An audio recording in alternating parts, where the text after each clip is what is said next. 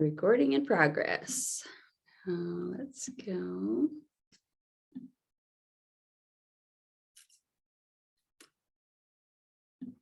Okay. Need my screen here. Okay, I'm just getting this set up so I can see everything good. And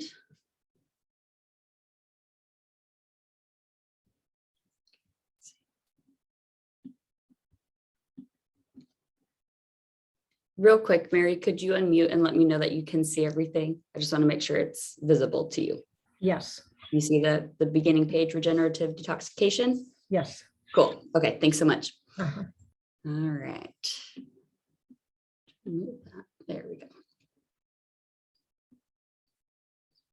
Okay, so regenerative detoxification and lymphatic iridology. This whole webinar seminar is going to be about teaching you the simple essentials that you need to start cleansing and healing your body. And I think it's really fascinating. I could talk forever about it. So yeah, I want to get through things as simply and quickly as possible, so that it's easy for everyone to sort of take in. Because it's really simple. It shouldn't be overwhelming. Health and healing shouldn't be overwhelming. And so, yeah, my goal is to keep things pretty simple and straightforward. So for many people, taking steps toward better health feels really overwhelming. And that's usually because they're under the impression that you have to have like some robust or advanced understanding of like health or the body, and that you have to get like really in depth and know about it. But I honestly don't think that God made it that complex. Everyone should be able to understand and take care of their bodies because we all have bodies. So the principles of cleansing and healing the body are really simple. And that might be difficult for some people to wrap their heads around because they have been under that impression that it's complicated for a long time. So I hope that people can sort of pull back and get just like some clarity through all of this. So the body can actually be very well understood and managed with just basic information, basic knowledge, and some like stuff that seems pretty common sense. Once you, I know a lot of people say common sense isn't a thing, but once you come to an awareness of certain pieces of information, then everything really starts to click together and just make sense. And then you can move on and actually be really effective in cultivating thriving health. But it is a process. Okay. So my purpose is not to give people all the answers, but actually just to inspire people to reflect on their ways, their life, their diet, and to seek further understanding about what has led them to their current state of health, whether that be physical, mental and emotional, relational, spiritual. We really need to go back to what's influencing that. So when we can renew our frame of mind and we feel encouraged and motivated and inspired, then a wholesome approach really gives us the lasting results that we want, but not just results, a really deep sense of fulfillment. So I always like to encourage people to take responsibility for their health. It can be helpful and beneficial to seek out other professionals or expertise and aid, but ultimately we need to get in the driver's seat and we need to start navigating back to better understanding and better health. Okay. And then maybe you can give me a thumbs up, Shanicia, with, do you see 2 spoons in a list here on the page? No, okay. It was lagging for me yesterday, so I want to make sure that everyone can see the slides. Okay. Do you see it now? Yes, okay. Yeah, I stayed up late and was trying to do a test run with like my phone and my laptop, and I was like, this is lagging way too much. So, okay. And if anything doesn't seem to be lining up with what I'm saying, just give me a thumbs down or like holler at me and I'll try and make an adjustment. Yeah, so this can be a lot of information for people who have never dove into these topics or don't have a certain level of awareness or understanding about certain things that I'm going to mention. It can be a lot to take in. It's a pretty extensive presentation that I have put together, but once you have all the pieces, it's really simple and it seems to make a lot of sense. So I'm going to try and keep it simple, clear, concise, and fit it into 3 hours. That's my goal, but it might go a little bit over. And yeah, so if you have any questions throughout, if something didn't make sense to you, there's a good chance that it didn't make sense to someone else, and I can clarify or explain something differently. Send me your questions to my email there.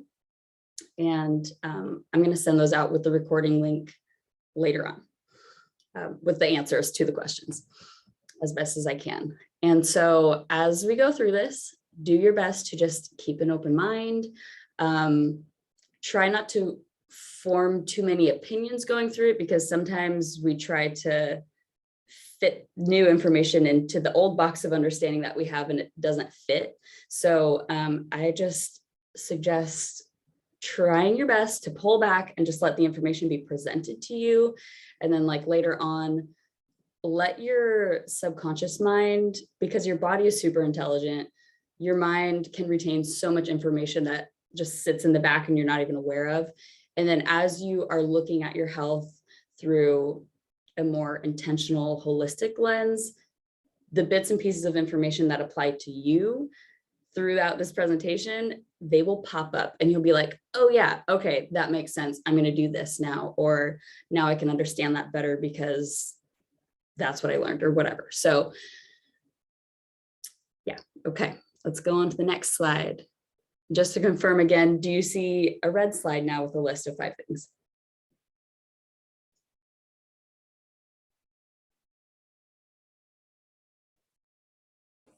A red slide with what? A list of 5 things and some fruit? No? Okay. I might have to do some funky maneuvering then. Do you now? I No. see regenerative detoxification with lymphatic iridology. Okay, so let me try and I'm going to undo the screen share real quick and try and just restart that, because I need you guys to see my slides. I put a lot of work into these slides. Okay. Did you see it? And then I closed it. Okay, let me reset that up. And okay, just a moment. I appreciate your patience. Technology is not always the easiest to figure out, so. And sometimes there's just glitches and you don't know why. So, okay, let's try that again with the screen share.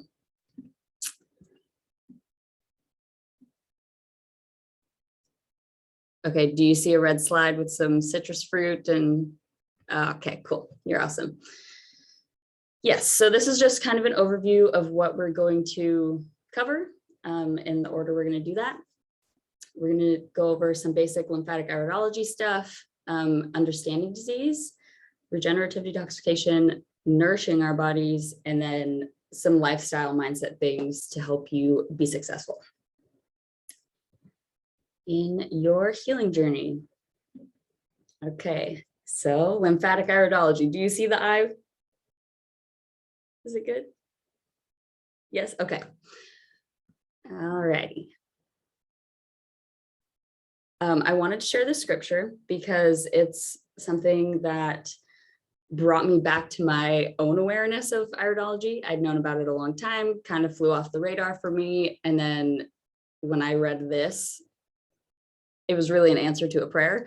And so I was like, okay, I know what to do now. I know how to move forward. And I also want to share it because I know that some people in their faith might be a little bit skeptical about whether they should trust iridology, whether they should use it or practice it. And so what it says is your eye is the lamp of the body. When your eye is healthy, your whole body is also filled with light. But when it is bad, your body is also filled with darkness. So I do believe that this has spiritual applications or spiritual interpretation, but now that we're really like in the modern age and we have the ability to get close-up pictures and images of our eyes, and because we are in such poor health, we need that understanding. So I think it also has a very tangible application. And God knows the end from the beginning, so he knows what we need. Maybe this wasn't as necessary way back, but today when so many people are suffering and struggling and there's a lot of information and a lot of misinformation out there circulating, we need something that's very tangible that everyone can access for themselves and to make sense of everything that's going on. So yeah, alrighty. I've got so many notes on the side and I'm like, I'm not even gonna dive into all that. Okay, so these are the iridology charts that I use. They were created by Dr. Bernard Jensen, and my certification is through Dr. Morse, Robert Morse, ND, and they worked closely together, and Dr. Morse has some different, sort of a different understanding of iridology. It's not too far off, but there's just a couple things that are a little bit different. So depending on where you look for iridology information, it might be a little bit different, but for the most part, you're just going to get, you know, what your eyes are telling you, no matter who you get it from, for the most part. But it's really cool when you look at these iridology charts. When I show people for the first time what these are, they're like, oh, wow, I had no idea. And yeah, our eyes really are a mirror and a map of our whole body, and they really give us so much insight and understanding. Okay, so there are two true color of eyes. That's blue and brown. A lot of people will say, oh, but my eyes are hazel and my eyes are green. I'm like, you got blue eyes. It's they just look that way because of what your body is telling you. It's just communication, but truly your eyes are blue. You should want your eyes to be blue because that means they're reflecting a clean, healthy body. And brown eyes, a lot of people would be surprised that their eyes are not naturally, or that they shouldn't be as dark as they are. So yeah, interesting stuff. I meant to take this slide out, so we'll go on to this one here. Okay, true blue eyes reveal colors that correspond to lymphatic stagnation, weaknesses, and chemical deposits or residues. So all of these eyes that you see here are actually blue eyes. The top left one, can you see my cursor over here? That is actually my daughter's eye, Jade, and she is 2. Just about everyone who meets her, oh, you have beautiful brown eyes. And I'm just like, do I tell them they're actually blue? Do I really want to open this can of worms? They're blue eyes, guys. But they are really dark. You can see that she has weaknesses in her eyes, or through her eyes, you can tell that her body has weaknesses and that it has congestion in the lymphatic system, which I hate to say, but I passed that right on down to her because we have a lot of similarities in our irises. And it's really my goal just to keep her eyes at least looking that way, hopefully getting them to go backwards to what they should look like and brighten up and get more blue, but that could take a lot of time. And I just don't want them to get any worse. So I'm careful about what I feed her and how I teach her to take care of her body. That's really important for me. Okay, and then true brown eyes, they reveal various shades of brown and black, or various shades of brown, sorry, and black indicates degenerating tissues. Lymphatic stagnation tends to give a puffy appearance to the iris fibers. So right here around the pupil, you see it's kind of puffy. That's lymphatic stagnation. That's sort of how you tell in a brown iris, like what the level is, but honestly, brown eyes can be really difficult to read. They can be extremely difficult to get photos of. People who have brown eyes will know that as they try it. But yeah, that puffiness really shows you the lymphatic congestion there. And so in a blue eye, I've done more readings on blue eyes, so I have more photos of blue eyes. And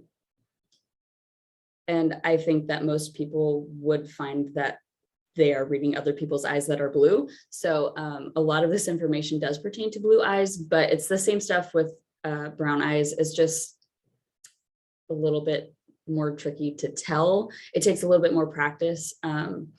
But if you're looking at blue eyes, it can be really simple to tell someone, oh, there's your problem. Just by having a conversation with them and being face-to-face, you can give them insights about what they're dealing with in their health. So yes, this is the first stage of lymphatic stagnation. It appears really mucousy, like that white consistency that's on top of the iris fibers, or it looks like the fibers themselves are that white color. It's the easiest to eliminate from the body because it's still the most hydrated. When you get further into how chronically stagnant your body is, it becomes much harder, and it sticks to things and it compacts and takes a lot of consistent hydration and that cleansing. So if you look at someone's eyes and they have someone's blue eyes and they have that white look to them, you know that their system is a little bit backed up. And then level 2, subacute lymph stagnation appears as yellow on top of the iris fibers. So it gives sort of a green tint to the eye, a blue eye, but you can see that it's yellow. You know, you see a little bit of orange and brown and stuff, but sorry for all the people who think that they have green eyes and that they're rare and special to have blue eyes. You are special and you are rare, but your eye color that's what it's all about. And then chronic lymphatic stagnation appears as brown on top of the iris fibers. And actually, a lot of people will think that they have brown eyes and they're actually blue. So that's me. I'm one of those people. This top left iris is mine. And as you can see, there's a bit of green in there. A true brown eye is not going to show any other color except for really light shades of brown, really dark shades of brown, and then black for the weaknesses and the degenerating tissues. So this is me. I have a lot of work to do, but you'll see later on why I'm a little bit lucky. And then this here is my younger brother's iris. He is, I think, 11. I don't think he's 12 yet. He's very young. You can see that the brown coloration looks very like crisp and dry. And that's because chronic lymphatic stagnation does get very dry. It can become hard as a rock. It takes a lot of consistent work to get rid of this stuff. Like it can take years and years and years and years for it to fully go away. And most people don't have the dedication to go that long, or don't even have a desire to. They just want to feel better and not really take things to extremes. So once you feel better, it's up to you how far you go with things. But this is my little brother's eye. Everyone thinks that he has brown eyes. My sister has very similar eyes to him and mine. But this little area right here that I'm circling is a very subtle tint of green. And that's what told me, I'm sorry, little brother, but you have blue eyes and you have a ton of work that you need to do to take care of that. I wouldn't be surprised if later on he ends up having nerve rings that, like mine, that show the green underneath. His nervous system will eventually become very taxed because of all of this congestion. And I think it will be easier to see that green color coming through, which means his eyes are actually blue. And then just for another sort of like comparison here, this is the levels of lymphatic stagnation in blue eyes. And we go from the white, subacute yellow, and then the chronic brown. And then a lot of people also who, get mistaken for having brown eyes, it's their stomach and bowels that have chronic lymphatic stagnation in them. When we have that stagnation in our gut there, it seeps out into the rest of our body. That's where we pick up our nourishment. That's where our blood is fueled and all that. I wonder if I can move that, maybe not. And yeah, so move that too. Hold on. This little sidebar thing, but it's kind of in my way. I don't know where to put you guys. Okay, all right, there's fine. Yeah, so that's a really common coloration and pattern that you will see in people's eyes is right around the pupil. Directly around the pupil is the stomach, and then just outside of that, you go into the intestines and the colons. And I will stress the importance of gut health later on, so be prepared. I could talk about it forever. Okay, and then these are sort of another comparison of the levels of weakness. And so we have acute. So lymphatic congestion, when we're looking at the irises, we talk acute, subacute, and chronic. And then when we're talking weaknesses and like vulnerability sort of, we have 4, and that's acute, subacute, chronic, and degenerative. And so acute here, you see that it's a little bit darker. This area is kind of darkened a bit, but in comparison to the rest of the eye, you can tell that it's not degenerative. It's not as dark as the subacute area there, and it's not quite the chronic. So you can kind of, everything's sort of relative in someone's eyes, and everyone's bodies are so different. So this is an acute sort of example there. You see here it's darker. There's some more darker holes in there. The fibers are a little more squiggly. So that's going to be more of a subacute weakness and vulnerability there. And then chronic, you see a hole there. There's a nice hole, and you can see how the iris fibers have fallen from the surface. So as the tissues get weaker, the fibers in the eyes fall from essentially the surface of the eye. And then here you see that there's some black in there. And when you see black, you know that you're in the degenerative stage, and you want to really make sure that you have nourishment to those areas of your body.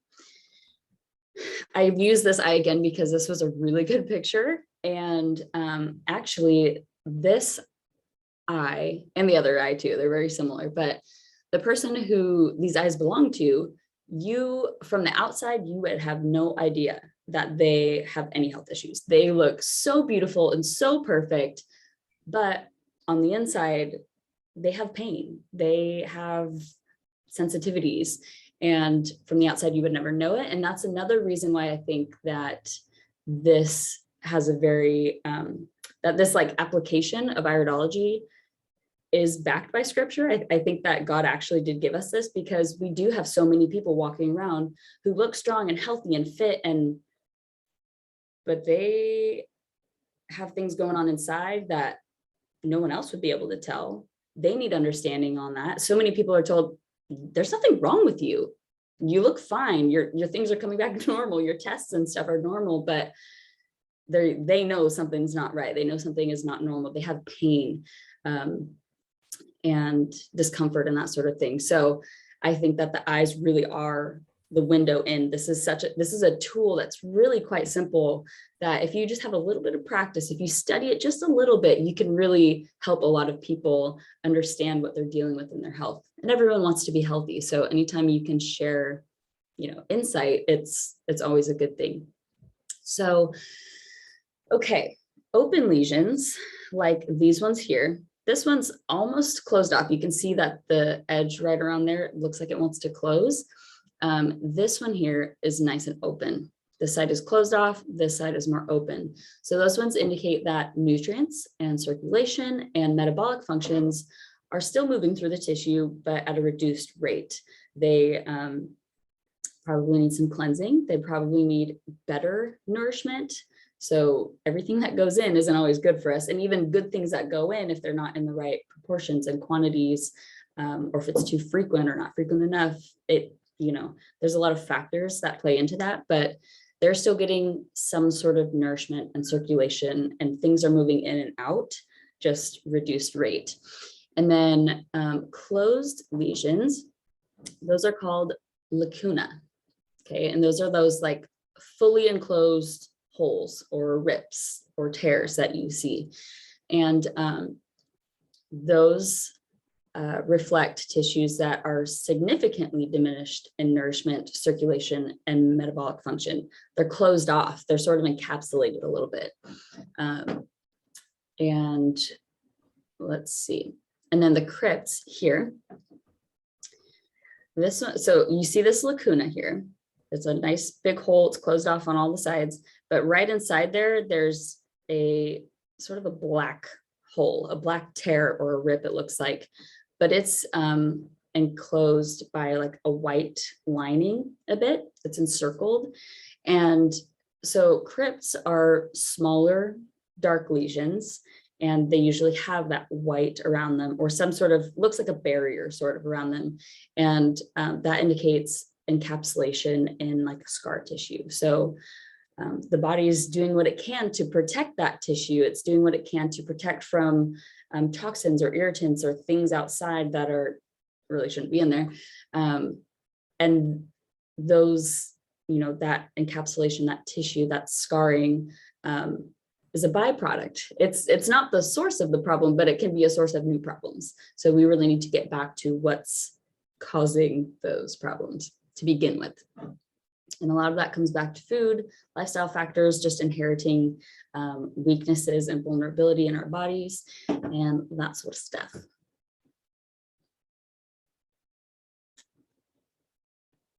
Okay, nerve rings. I talked about these a little bit before. This top left eye is my eye. I have the nerve rings. That's what told me, oh, your eyes aren't actually brown, they're blue and you have a lot of work to do. And when I first learned about iridology several years ago, I was missing that critical piece of information, that brown eyes don't have other colors in them. So when I was looking at my eyes, plus also I think when I was getting photos of my eyes, first learning about this, there could have been less nerve rings. I could have had irises that looked more like my little brother's, where it looks completely brown. There's just, you'd have to have a really trained eye to see that there was another color in there. And yeah, so learning that piece of information when I read that scripture this time, and it was very apparent to me that, oh, iridology, it just like popped in my head. And I took photos of my eyes. I was like, oh yeah, I actually have blue eyes. So I was missing a piece of information. And that's why we need to know actually what color are our eyes. For some people, it might be hard to tell. For some people, you might need to cleanse a little bit. You might progress further in disease and then be able to tell. But yeah, so nerve rings, they look like water ripples, sort of have like a tiger stripe feel to them, type look to them.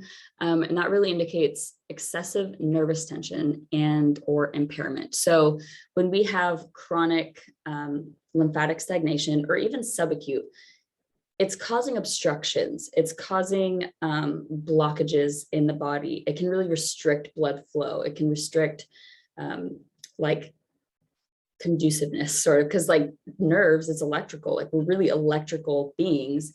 And so when we have something obstructing that, well, then the nervous system becomes really taxed and that impairment is no good. So you will see a lot of people who have nerve rings, and it's kind of helpful because then you can tell them, oh, well, your eyes are actually honey brown. You should really have honey brown eyes. And they'll be like, what? I want my eyes to glow. You know, everyone wants their eyes to glow. We want to look youthful. We want to look alive and like we're thriving. We want to feel that way too. And so our eyes can just, they give us so much insight. I love it. But those are nerve rings. You'll see more throughout this, I'm sure. And then genetic constitution. So a lot of people think, oh, it's genetic, you know, there's nothing I can do about it. Or it always pains me to hear people say that, because I'm like, that just diminishes someone's hope and motivation so much, thinking that there's nothing you can do. You just inherited it. You just got to deal with it, suck it up, because it's not true. Because if you can weaken genetics, if you can yeah, if you can weaken genetics, then that's changing genetics. If you can change your genetics to make them weak, you can also change your genetics and make them strong. You can move them in the other direction. And that's what everyone should want to do and should try to do to the best of their ability. Especially if they are intending to have kids, that's a really important thing. Or even if you don't have kids or don't ever want kids, there's kids around you who need someone to look up to that has good health. So motivating people by what we do with our own health is really invaluable. Okay, so stronger genetics have straighter iris fibers. They look nice and strong. When you have weaker genetics, they are more squiggly like this. They look like they're like I don't know, and then they're really sensitive to acids. And so that's one thing that I am so lucky and blessed to have is stronger genetics, because I have chronic lymphatic stagnation throughout my whole body, especially in my gut area. But my entire life, I've been really generally healthy. I've never had any major illnesses or anything like that. But if this person had the amount of lymphatic stagnation and acids in their body that I have, they would be in crippling pain all the time. And actually, this person, because their genetics are weaker, and this one too, they are more vulnerable and susceptible to the pain that comes with acids being in your body. So this the small amount of acids, I'm like, I wish I had that little lymphatic stagnation in my body. I wish I was in your place right there. But if they, what was I going to say? Yeah, they feel that pain. Actually, they have a lot of pain, especially like in their abdominal area. Yeah, Shanice, you have a question? Is that you? I'm just not seeing your cursor if you're pointing at certain eyes. Oh, you're not? Okay. Okay. I'll try. I don't know how I could fix that or what's going on, but I will try and just describe it better. Because I don't do this all the time, so I'm not very practiced in the whole Zoom presentation sort of thing. So I'll try and describe better. Your cursor is up in the black. It's not down where the eyes are. Oh, weird. Okay. See, it's up on the top, but when you point at something, it doesn't go down to the eyes. Oh, weird. Well, I'm sorry about that, guys. Yeah, I'll try and explain a little bit better then. Was there anything in specific you wanted me to go back and describe? Good. You're good. Okay. We'll keep going. But yeah, so if someone has more, and I didn't show on here, but I'll point it out on a set of like brown eyes, how you can kind of tell the genetic constitution, because with blue eyes, it's much easier to see those iris fibers, but with brown eyes, it almost sort of like looks flat. And especially if there's a lot of lymphatic congestion, it looks flat. But if you see a lot of like webbing or like a lot of holes, that's someone who has a much weaker constitution. And I will point that out in a later one. I think I have a good picture. Okay. And so chemical drug deposits and SORA. So chemical drug deposits, they can be bright yellow, orange, red, sometimes other colors like sort of a deep burgundy. Those spots that you see on the top two irises, those are chemical drug deposits or SORA. And SORA is actually when you've like inherited the chemical drug deposit. It looks like it's embedded in the fiber, really. A chemical drug deposit looks a little bit more like it's on top of the fiber, but the SORA looks more like it's part of the fiber. And so the top right, that one is actually my stepdad. And that spot is right over, I can't remember what it was. It's one of the male parts, but he's had issues with that. And when I looked at his eyes, I was like, oh, it's right there. That was easy to tell.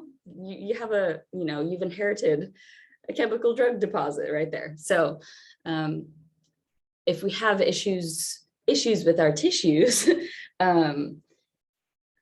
And we know that there's like, oh, there's actually like chemicals lodged in that tissue. It can help us, realize like, oh, well, that's why there's an issue there.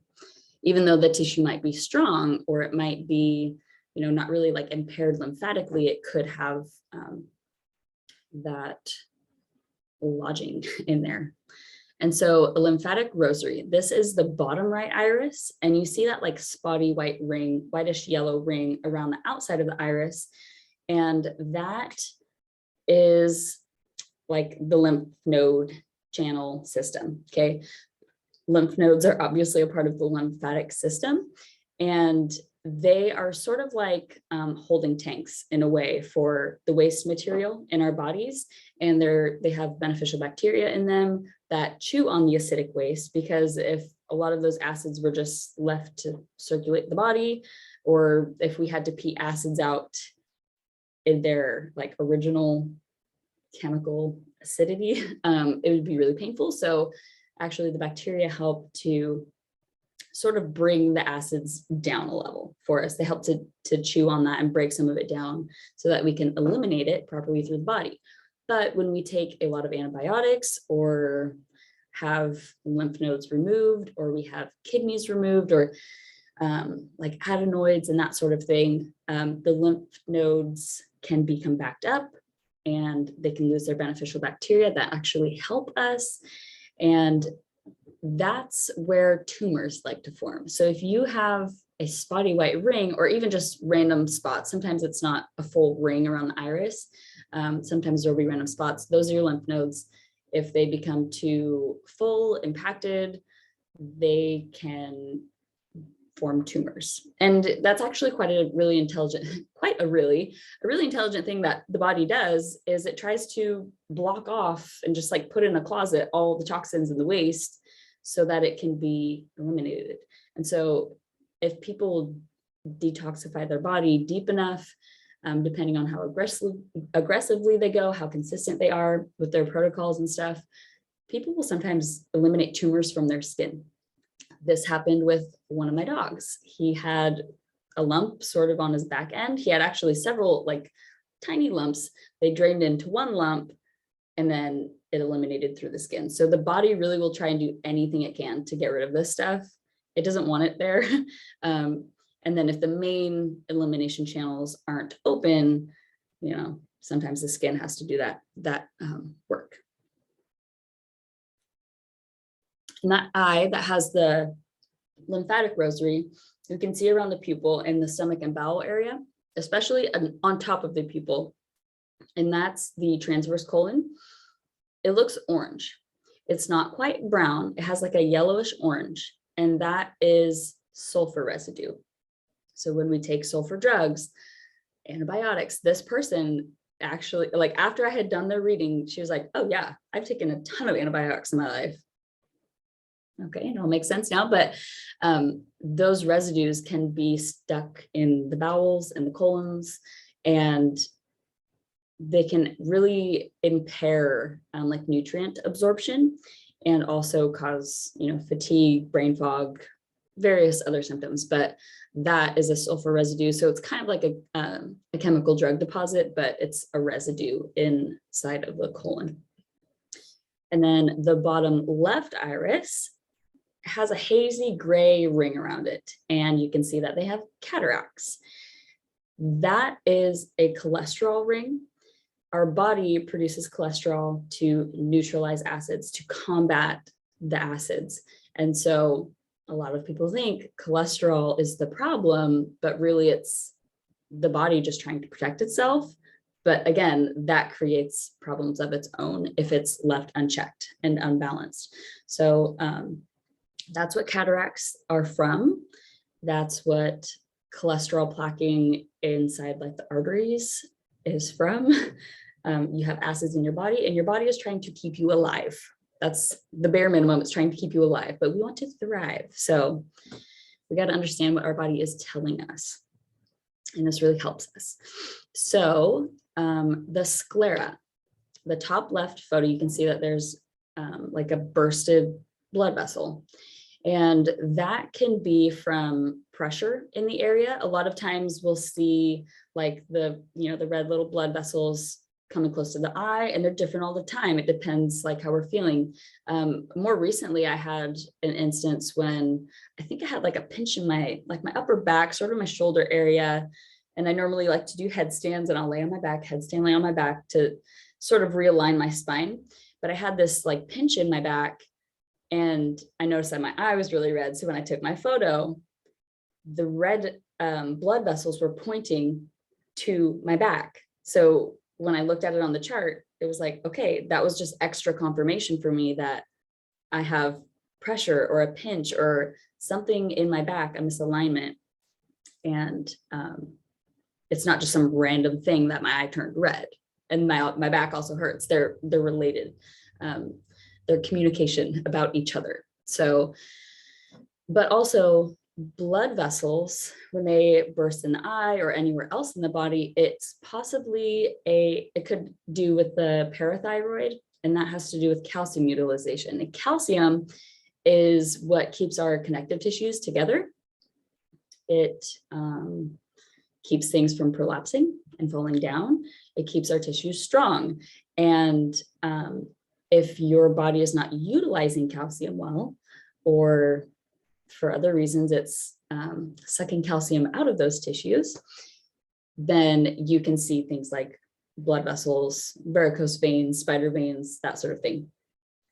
And then the top right eye, if you look directly around the pupil, you see sort of a white halo or a white ring, and that is a stomach acid halo. When it's really white, that tells you that that person has an overly acidic stomach. And then if it's sort of like a lighter halo, it indicates low acidic levels in the stomach. And the stomach is the first chamber besides the mouth that digestion really takes place. So it's important that our stomach has the proper fluids going on in there to digest our food and be able to absorb the nutrients. And then, okay,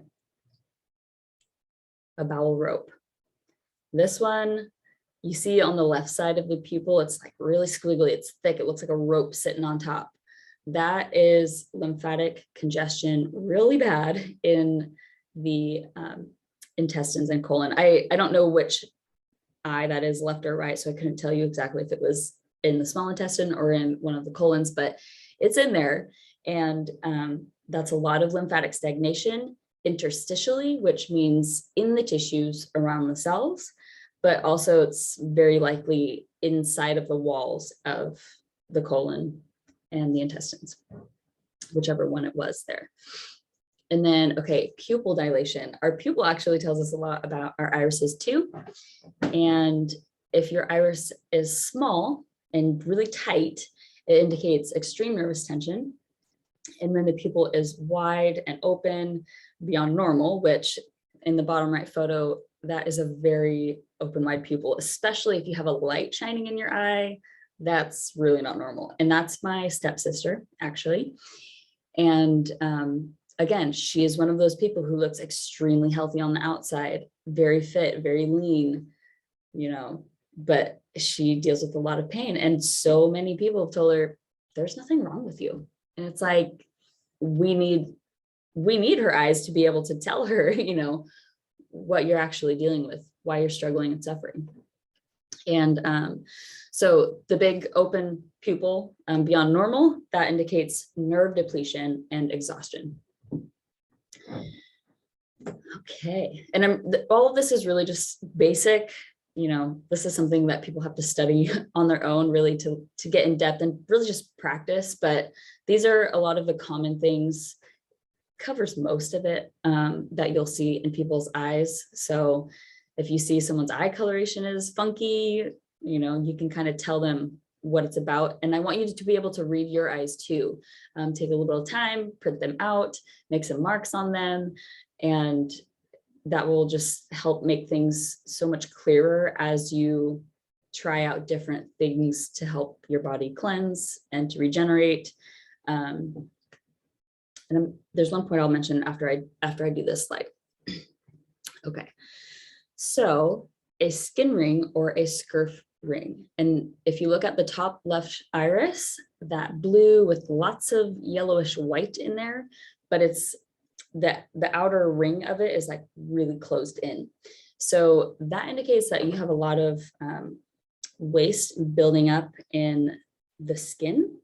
The skin is trying to eliminate, but that's impairing, or the function is impaired because the skin is weak. So all those wastes in there really make your skin sensitive. And that person in the top left, she was like, me and my mom both have always like, it's like anything that touches our skin, it's like it immediately gets seeped within, like it just comes right in. And, you know, after she read her report, she was like, she told me that afterward, but it made sense to her. That, you know, she has weak skin. It's very sensitive. It's very vulnerable to the things that she puts on them. But it's also keeping a lot of waste in her body because our skin actually acts as a third kidney. We sweat, you know, all that stuff, we want it to come out of us. And if the kidneys don't work, the skin has to pick up on that. But if you have weak skin, a lot of that just gets trapped within. Okay, and then the top right iris, this is a little boy. He's very near and dear to my heart. It's kind of hard to see. It might be a little bit dark, but at the very top of his pupil, that's where the transverse colon is. But you can see it's super close to the pupil. It's prolapsed there.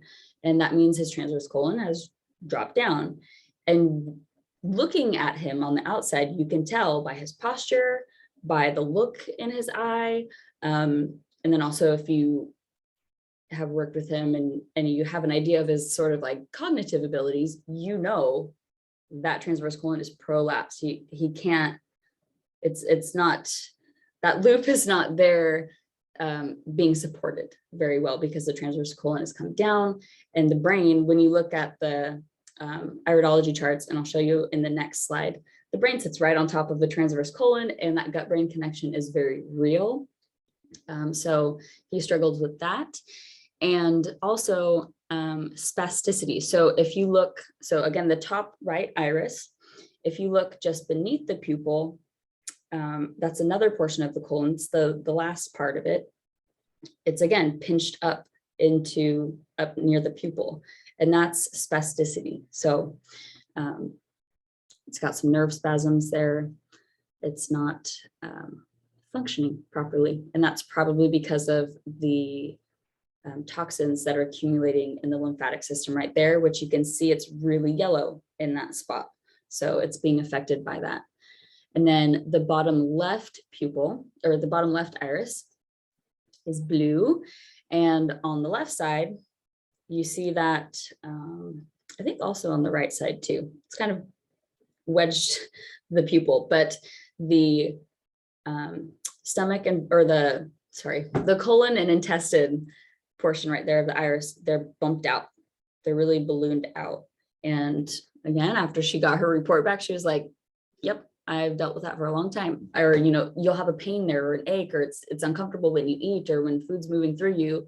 If you have like sort of pockets, and looking in that ring of the intestines and the colons, if there's like pockets poking out, and I might have a better picture somewhere else.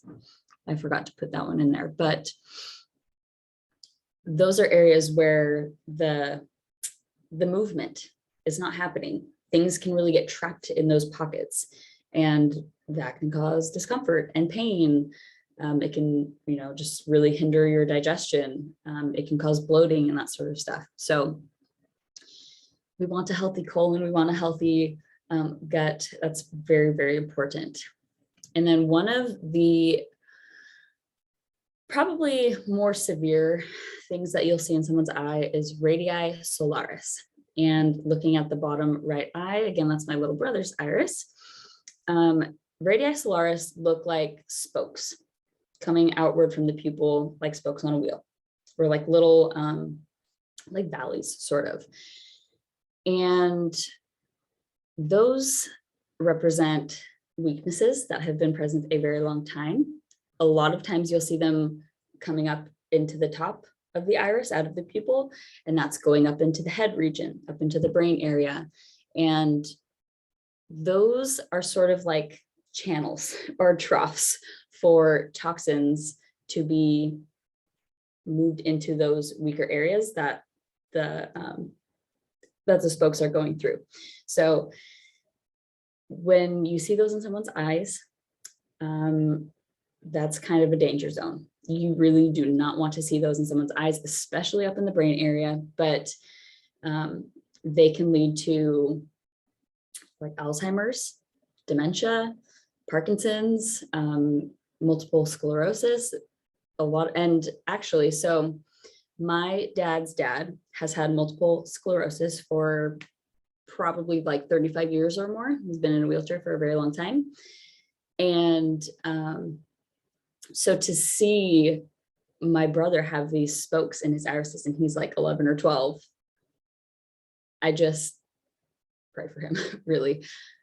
I know what sort of future could be in store for him, and it's really painful for me to just have to sit back and watch, but I'm not his mama. So I do what I can to encourage my mom to pursue better health for him. But again, like, he's a relatively healthy kid, but if his diet goes neglected for too long, if he's not careful, it could really come back and bite him. And that's not his fault. And it just pains me to know that, but I digress. Okay, the gut-brain connection, there you see it right there on the iris charts. Our sleep can really be affected by our transverse colon. The pineal gland is very important for our sleep, our cycles. And the pituitary gland is a major factor in women's like menstrual cycles. So if there's issues with those, if there's issues with memory or just general brain fog or so many things, look to the gut. We really need to be paying a lot of attention to that. And now that I look back, when I started to get into sort of more holistic and healthy living and clean eating and stuff like that, a lot of people, like, this was the new conversation, was like, look at your gut, look at your gut. And it could not be more true. It's right at the center, and it needs so much care and attention.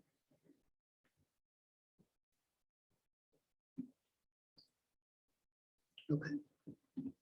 So I think I'm going to go on to the next section, understanding disease, and then we will take a break after that because I'm going to have to use the restroom soon, and everyone can kind of just have a brief break for a couple minutes because I know it's a lot of information too. So, but let it come to you as it comes, and take your time sort of like digesting it as you go along in your health journey.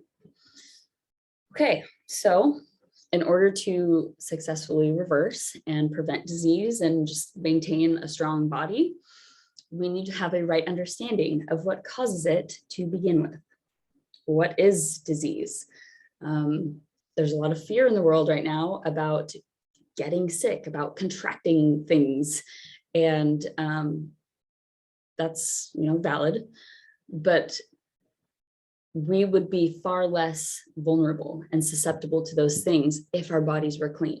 If our bodies were clean and strong and healthy because we fed them well and we get exercise and sunlight, there would be no fear about that.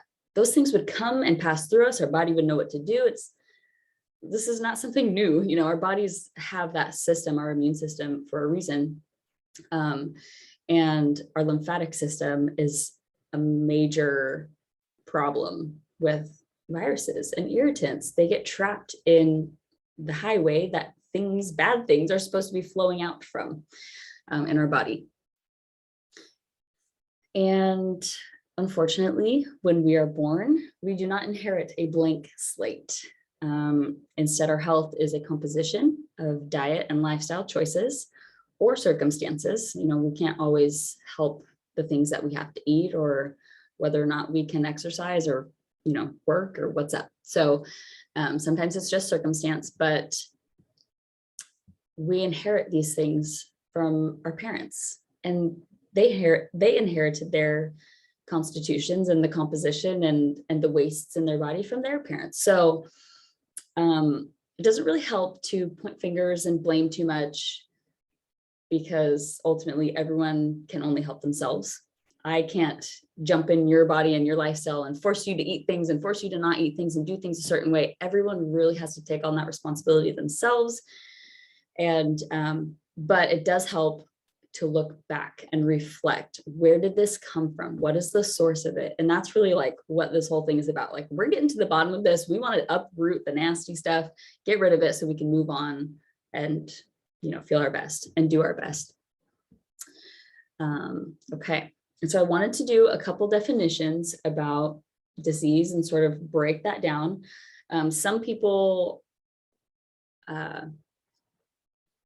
defined, or like, I don't know, they'll say it dis-ease, because really like ease, ease, it's good, things are flowing, things are moving, but when it's not, it's the opposite, it's dis-ease.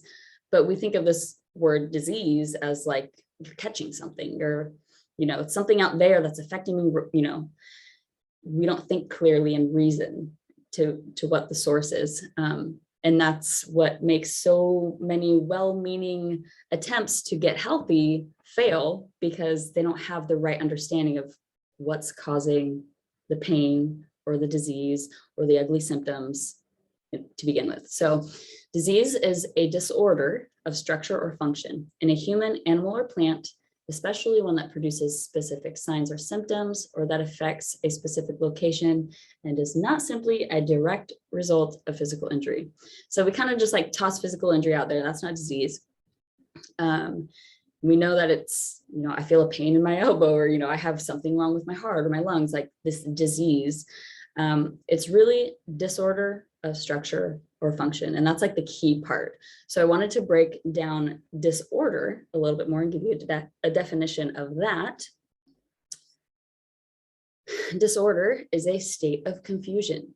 When our bodies are confused, when they're receiving conflicting input from, whether that's our food or our environment, what we're putting on our skin, what we're seeing and hearing, it's confusing our body, it's confusing our minds, and our bodies are very, very closely linked, and they affect each other very sympathetically.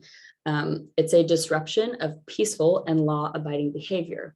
I really liked that part, the law-abiding behavior, because nature has a law and God has laws. And when we aren't in harmony and aligned with those laws and using them in our lives, well, that's where that whole disease, that disorder comes in, and we start to suffer.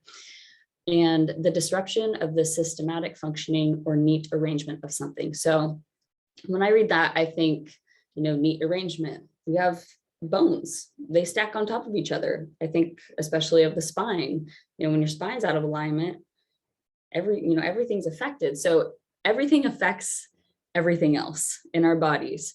And it doesn't do us any good to overlook any one thing. And that's why we really have to, come back into a holistic look, get that right lens of this affects this, and this affects this, and this is affected by that other thing in my life. And it all comes together, and we can't just look at one thing and try and fix that one thing, because then we're not going to get anywhere. And we're actually going to create more problems for ourselves that will be difficult to fix. And so sickness is caused by violating the laws of health. It is the result of violating nature's law. And it simply is. And so what clues can we draw from nature to better understand our bodies and what they need to thrive? We really need to look to nature. We are not a part of nature, or we're not apart from nature. We are a part of nature. And our bodies are natural. We eat natural things. We look at natural things, or not. But our bodies are meant to be in harmony with nature, using nature to keep us strong, to reverse problems that we're having. And so with the understanding that we need nature, that's what we need to look to, we can start to decode the communication our body is telling us, and then make the right corrections to our diet, our lifestyle, whatever's going on in our relationships. our spirituality, our emotions, what's going on in nature. That's going to help us better understand that. And so again, structure and function. We need to know what the physical design of our body is and how it functions. Just a very basic. We don't need to know what every organ and gland is responsible, how it's interconnected, everything. We don't need to know all that. That's what makes health and getting healthy overwhelming. We just need to draw back, keep it simple. Who do we look like? Everyone knows we look like monkeys. And monkeys are awesome. They're super cute and they eat fruit all the time. So, but they help us to better understand our digestive needs. We have very similar teeth. Our digestive tracts are very similar. Naturally, most toddlers, like most children, if you laid out a table of food, all kinds of food, fruits, vegetables, cooked stuff, meats, they're going to devour that fruit. It's just, it's candy. It's nature's candy for us. It's beautiful. It's colorful. It's juicy and hydrating. It's the best ever in the world, especially when you get good fruit. But yeah, so our anatomy and our ideal inclinations toward food and lifestyle are the most similar to primates, the most similar to monkeys. So when we look back, I believe in creation, when we look back at the beginning of creation and the designated food source for man, I believe God put Adam and Eve in a garden and he gave them fruit. That's what he gave them to eat because he knew that's what would maintain their bodies and also maintain their mental capabilities and their spirituality. And there was an abundance of it. They didn't have to restrict themselves from the fruit. They didn't have to limit, oh, that's sugar. No, it breaks my heart when people think sugar is bad for them, especially from fruit. That's what we need. So we really need to just start navigating back to what the original plan was. When we, I don't know, we get a little too off course and we think our own way and we try and fit pieces into the puzzle that have no place to be there. And it just gets us so far off. But if we look back, what do people naturally love? The majority of people could say fruit is delicious. Fruit is so tasty. It's so hydrating. I just, if I ate a bowl of fruit, it's good. Other foods, maybe not so much. People have more taste preferences in other areas of diet, but yeah, we need to get away from so even within the context of eating fruit and vegetables, which God gave people vegetables and other plant matter to eat, and then eventually, as sort of a last resort, there was meat available to eat. Even within that, there was specifications for what kind of meat, how to prepare it, when to eat it, that sort of thing. So we can sort of move into a healthier way of eating by looking at those guidelines, I think. And, but really we should have our eye on what was the original plan? What was the original design of all of this? And that really helps us get back to the cleansing and the healing. And fruit is the best cleanser of the body. Vegetables do not cleanse the same. Cooked foods and plant foods, they don't cleanse the same. They might be good at building, but we need that clean slate for a more like flexible diet to be, to really like maintain us well. And so I really love these illustrations from Between Heaven and Earth, A Guide to Chinese Medicine. We're not machines, are we? We don't necessarily look like we have mountains and rivers and streams in us, but we are a part of nature. We're definitely not some mechanical thing put together. And this quote also from that book, in the West, the philosophy of science is based on the premise that humans are separate from nature and that the world, like a machine, can be dismantled and reduced into constituent parts. And so when I read this, I really think of surgeries. When people go in and have surgeries, maybe it's a hip, maybe it's a knee, maybe it's your elbow, maybe it's your hand or a tendon or something, it doesn't matter. Docs are like surgery crazy these days. They just want cut anything out of you. And it's like, why would we have that in our body if we didn't need it? Yes, we can survive without certain pieces, but they're there to serve a purpose. They function in some way. They're not isolated. They work with the other organs and glands and tissues and systems in the body. We should, support them, cleanse them, heal them, not just remove them. And so there's some things that you really don't ever want to have cut out of your body. I would say that kidneys are like number one, because kidneys are responsible for draining the lymphatic fluid, draining the waste out of our body. We absolutely need our kidneys. They say, you have 2 kidneys, donate one. Don't donate one. Help the other person to cleanse and heal their body. That's what we should be focusing on, not just, I don't know, playing Mr. Potato Head or something. But then also like lymph nodes and adenoids, anything that's part of the lymphatic system should be left alone, because if your body is not eliminating waste, your tissues are swimming in acids and junk and toxins, and then that's going to affect all the other things in your body.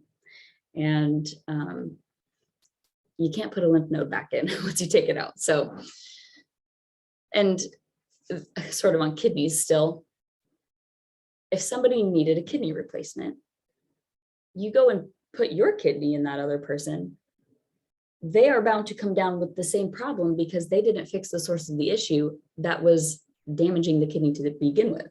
You might have a healthier, cleaner kidney, and that might help them for a while, but if they don't do anything to change their diet and their lifestyle, they're sort of just, they're on the same path still. There's no promise that that's gonna keep them well. Okay, so we need to be mindful of where we are looking. Are we just looking at our symptoms? Are we just looking at the aches and the pains? Are we just looking at, that thing we've always had forever and we'll never be able to get rid of it? Or are we looking at what's causing this? How did this get here? What's affecting this? What could possibly be making this agitated or worse or better? We need to be looking for the source and the points of origin, really. And that's a main reason why so many people struggle and fail to correct their health issues, is because they're focused on the effects or the symptoms of disease rather than the source of them and the things that could be influencing them. Okay, let's see how much I got on here. Okay, this one's almost over because I gotta use the bathroom. I gotta go pee. Okay, we're all human. We're talking about bodies. Okay, so disease symptoms, they can manifest from impurities in the blood, impurities in the lymphatic system, also impairments, and these can be impairments of nerve and tissue function or circulation, those sorts of things. Obstructions in the lymphatic system. Do we have a lot of mucus compacted in our lymphatic system or in the intestines? Also the venous system. Do we have cholesterol plaquing in there? Is that restricting our arteries? And vulnerabilities, those that result from weak constitutions or even from injuries too, passed down. Maybe someone in your family had an injury to their knee, it was never repaired, and they had kids, and well, you have a weak knee. Well, that's why. Where are we vulnerable? That's where we're going to see signs of disease. Communication. Toxins, those lodged in our tissues, those circulating in the lymphatic system, seeping back into the bloodstream. Also toxic relationships and thoughts and lifestyle factors, stress. Those things can all be toxic and cause unpleasant symptoms. Acute injuries, maybe you're in a car accident and your arm got cut. I don't know. Injuries, you fall, you break a bone. That's going to be weak and vulnerable.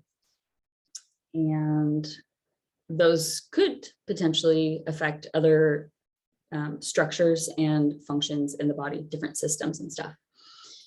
Irritants, like pollen, those can be trapped in the lymphatic system. A lot of people think, I just have seasonal allergies, or some people all of a sudden come down with allergies, or some people are able to get rid of their allergies. Why is that? Their lymphatic system, that's the channel, that's the highway that things are trying to eliminate through. And when it's blocked, when it's congested, when it's stagnant, it's not moving, it's like a pond, nothing's going anywhere. We want streams flowing, we want movement happening in the body.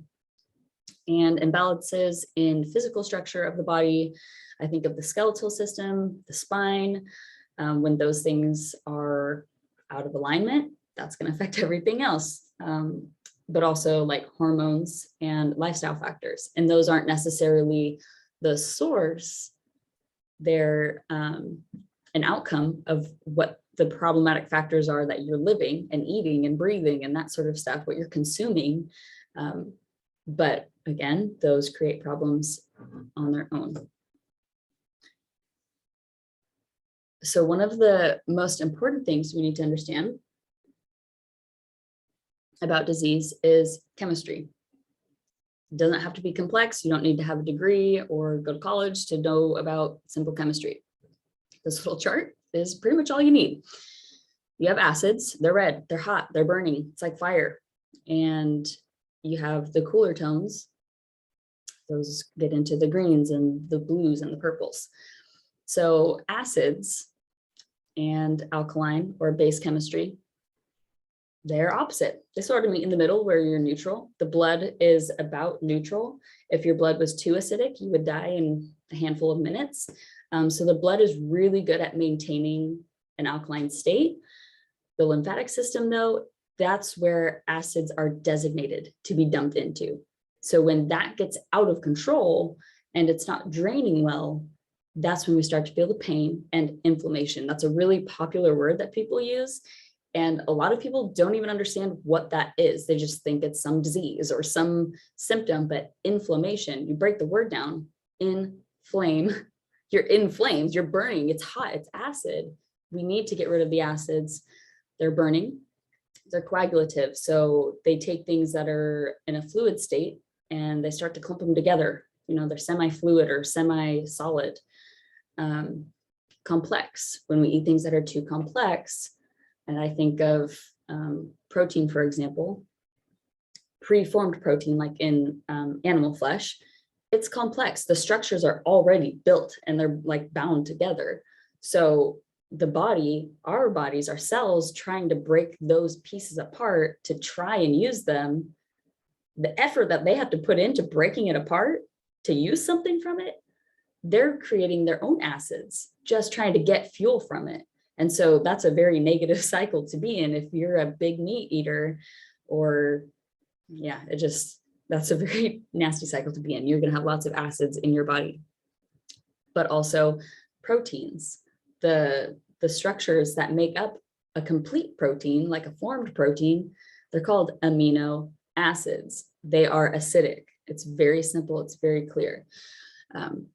Proteins are highly acidic and they're not the best thing for the body if they're not balanced, if they're not in the right proportions. And stress in your lifestyle, stress in the nervous system, that's an acidic state. So not only do we care to eat alkaline to be healthy, but we want to try and live alkaline. We want to try and live easy, live simple, right? And corrosive. Acids break things down. So if you have acids in your body and it's sitting on those tissues, it's sitting on those cells, it's breaking them down, it's burning them up, it's tearing them apart. And, you know, if you let that go on too long, your body just starts to break down and deteriorate. And that's what we see in the eyes. The iris fibers start to fall the more things deteriorate. And so alkaline, it's soothing. You drink some water, you have some juice, you're refreshed. It's simple. The sugars are simple. Astringent, which means it cleans and it pulls. And that's a really important factor for cleansing, detoxifying the body, is we want things that are going to draw on those impurities and those toxins and get them out. We want them to go in and scrub the walls. And simple. You know, if you have to think so long and hard about it, or if it's just mind boggling or it's too complex, you're getting more into acids, you're getting more into that acid state, and you want to simplify. It's easy. You pick up an apple, you eat an apple. It's a good apple. It tastes good. I'm hydrated. I feel okay. Some people, they're in such a diseased state or a congested state, or their appetite is so perverted that fruit seems like it's not serving their body well. It seems like if I eat that fruit, I'm going to be in the bathroom. Well, that's going to happen. The healing and the cleansing is not always the most pleasant. So, you know, we just have to be kind of prepared for that. And I'll talk about that in a bit too. And constructive, alkaline stuff rebuilds us.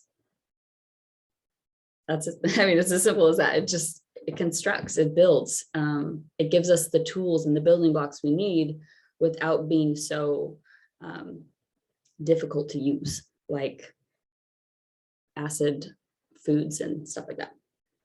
Very complex foods. Okay. The 4 vital processes. We do not want to overlook these. We need to look at all of these, everyone individually, to understand the nature of our symptoms.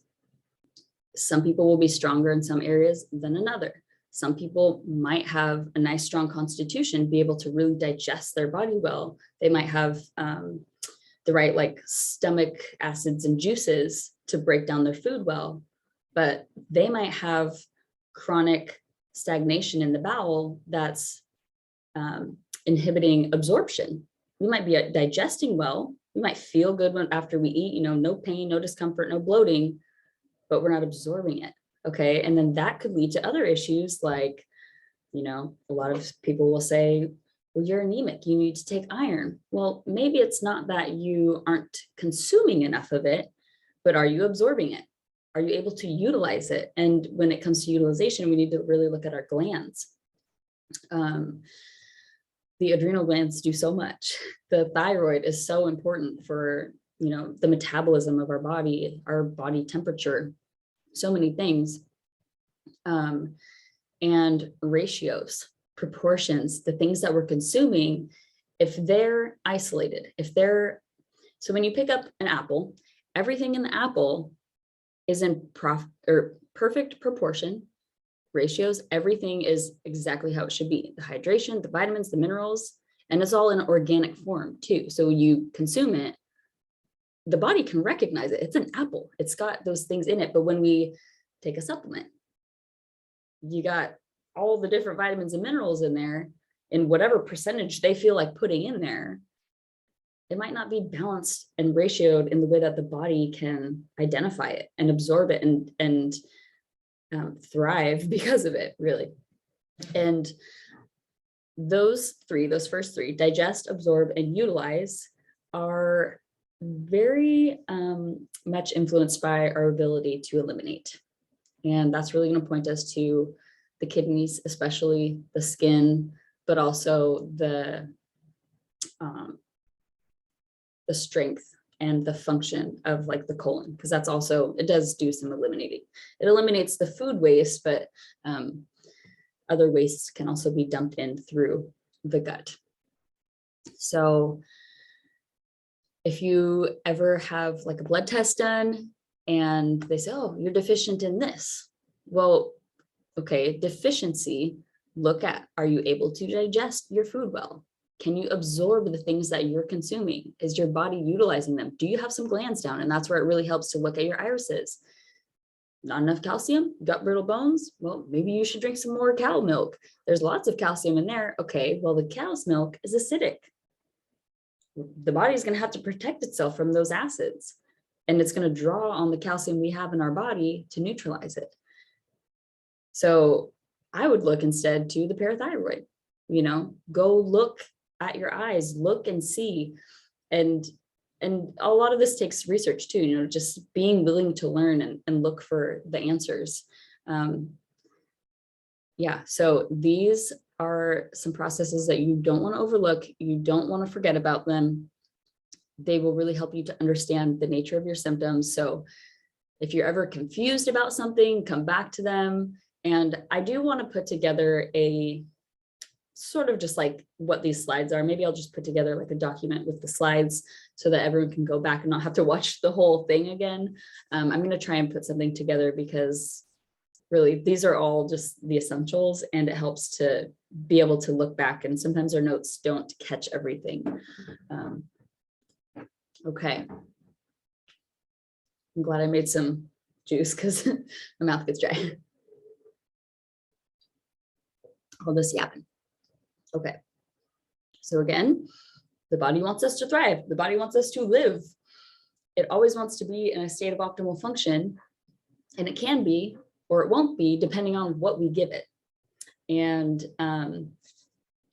so some of the ways that it protects itself from acids in the body are water. So it will retain water. Sometimes we'll see swelling, edema.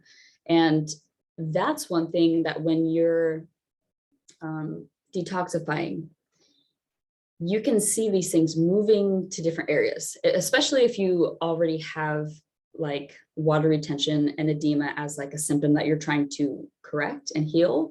You can start to see that move around sometimes in the body or get worse.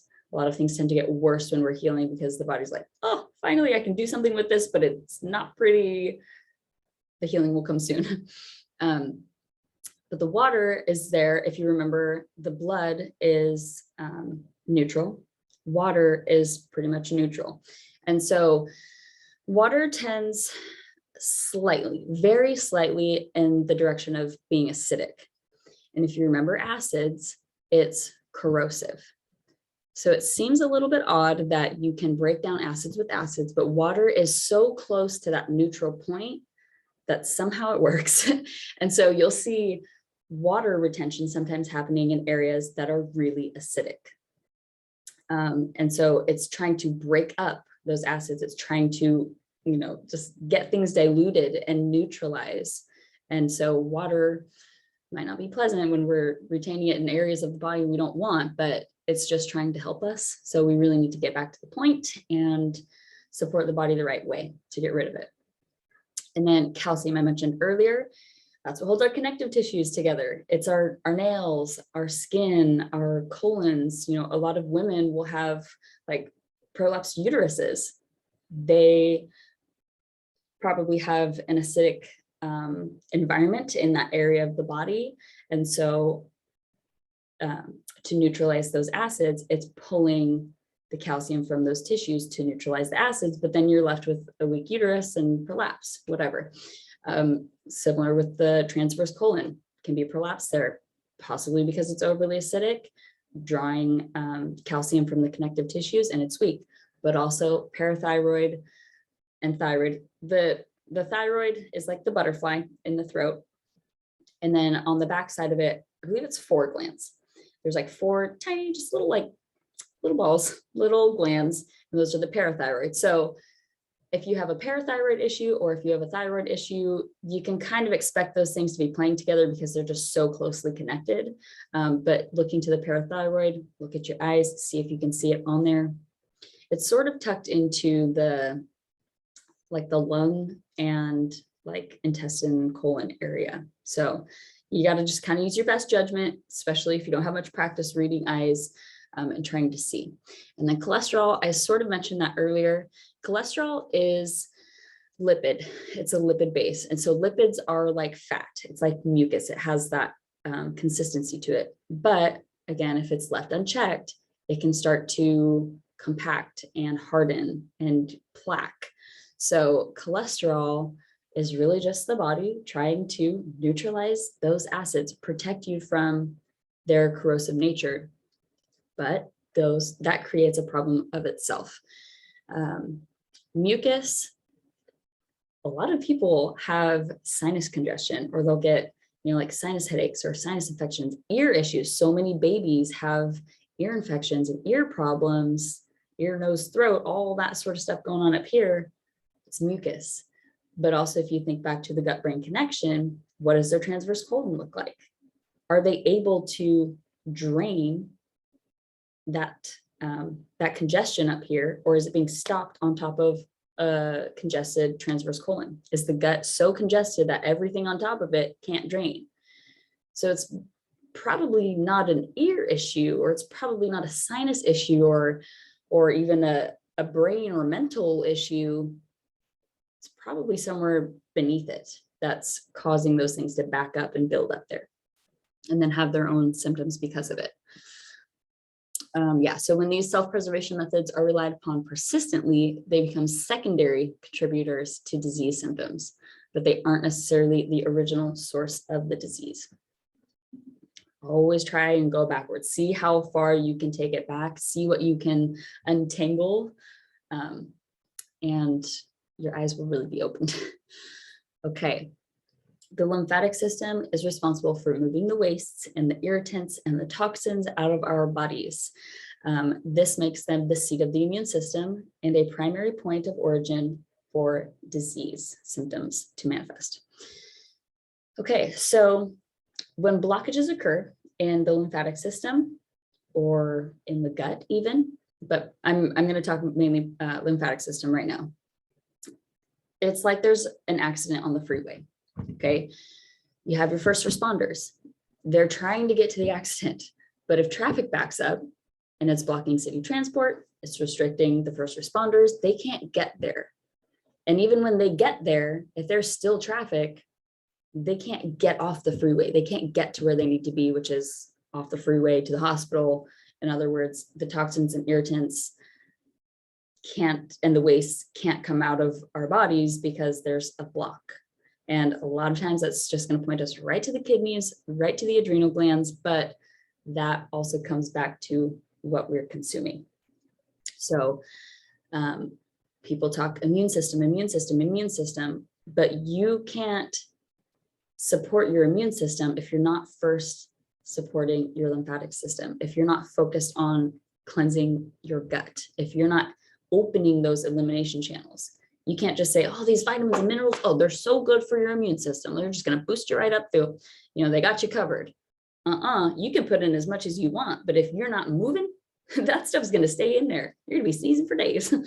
Viruses and bacteria, all those things can come in and be stuck. And like food allergies, a lot of people will have food allergies because particles of those foods are trapped somewhere in their body and they're causing irritation. So anytime you consume it, it's going to cause more irritation, and it looks like an allergy. So cleaning up the lymphatic system is absolutely essential to fighting off anything that comes our way. Really, we need to be flowing and open and moving in our systems. So you get out what you put in. If we're putting in greasy, slimy, no energy foods, things that are burning our cells and our tissues, that's what our life experience is going to be. But if we're putting in things that are cleansing and hydrating, and it gets to a point, because if you are at the point where you are having symptoms and disease, you got to kind of work your way back through them. It's not the most fun thing, but at this, it's incredible because it works simultaneously. We cleanse and we regenerate at the same time. Sometimes we go through a phase where we're in a more cleansing mode. Other times we go into a more regenerating mode. But when you're putting the right stuff in and you're helping the body to do what it needs to do, you're supporting those natural functions, they really tend to happen at the same time. So we got to stop thinking about disease as something we catch or that we simply inherit. A lot of the times we do inherit it, but we can do something about that. It's the environment we're creating within ourselves, around ourselves, here. That environment needs to be in harmony. It needs to be supportive of our structure and our function and all the things that we were meant to be. It's really holistic. So, okay, with that said, I'm going to leave it right here for just a moment. I'm going to go use the restroom. If you guys want to take a quick break for a few minutes, I will be right back. Okay. I'm going to put you guys on mute too, I think.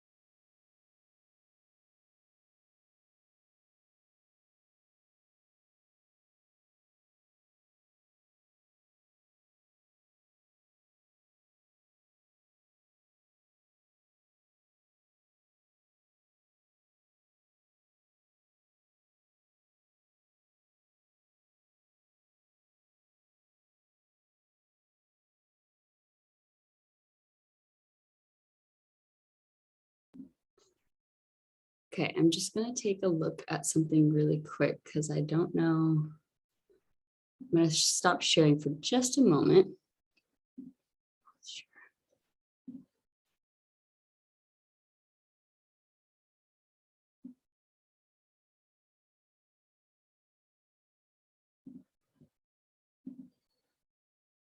Okay. For those of you who are sitting here right now, while I was in the bathroom, I was like, oh my gosh, did I forget to hit record? I meant to record all of this so people could go back and watch, or people who couldn't make it today, that they could see what was going on. But I think I hit record, so let's just hope that I did.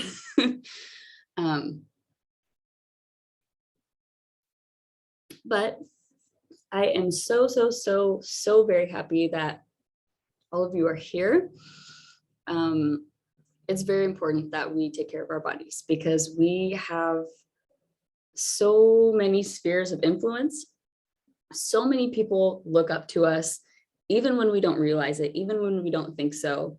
And if we, and health is something that everyone wants to have. Everyone deserves to feel good in their body, because when you feel good in your body, you can go out and do good things. You can use your skills and your talents and your resources and your passions. You can use them for good.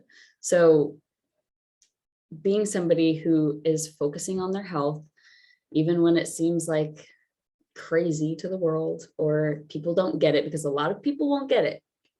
And those are the people who need the most help. Those are the people who need the example of somebody pushing through, doing the work on themselves so that they can feel motivated, they can feel inspired, that they have someone they can turn to and say, I don't know what you're doing, but help me.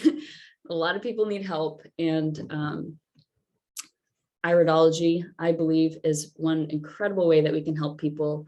Just having a basic, simple understanding of how to read an iris can do so much for somebody. And even if you just pointed out 2 or 3 little things that you saw in someone's eye, that could be all that they need to really, again, get started helping themselves, or just get in a right state of mind of what disease is, how to understand it, what's our body trying to do, what's it telling us, how can we understand better, how can we do better. So I'm so glad that you guys are all here. And I hope that afterward you will tell your friends and your family and all that about this. And I do want to do another thing like this soon. So, and of course, putting more resources and stuff out there for everyone. Okay. And you guys can all see the slides? Are we on regenerative detoxification? Okay. So I am going to move into that. Let's see, I gotta move you guys up again so I can see. All the different things on my screen are black. And so I'm like, where does one thing start and the other end? So, okay. Many people will make their best efforts to exercise and eat healthier diets and use cleaner beauty and hygiene or home products, yet still experience poor health in some way. The symptoms they're focused on might get corrected by doing these things, but they also are likely to return in the future, or they might experience new symptoms. And so long-term health results are best achieved when we give some amount of time and focus to the cleansing and rebuilding of the body. So regenerative detoxification is not a magic pill. It is not something we can take or eat or do that's going to get us what we want right away. What it does is it starts moving us in the direction we want to be in. And it's not always pleasant. It's not always pretty. It's not always the most convenient thing, but we really want to keep our eyes on the prize, and that is resiliency. It's health that can withstand, the things that life throws at us, whether that's injury, whether that's, poverty, even in some cases, or just whatever. Sometimes you are in an inconvenient situation and you only have certain things to eat. Okay.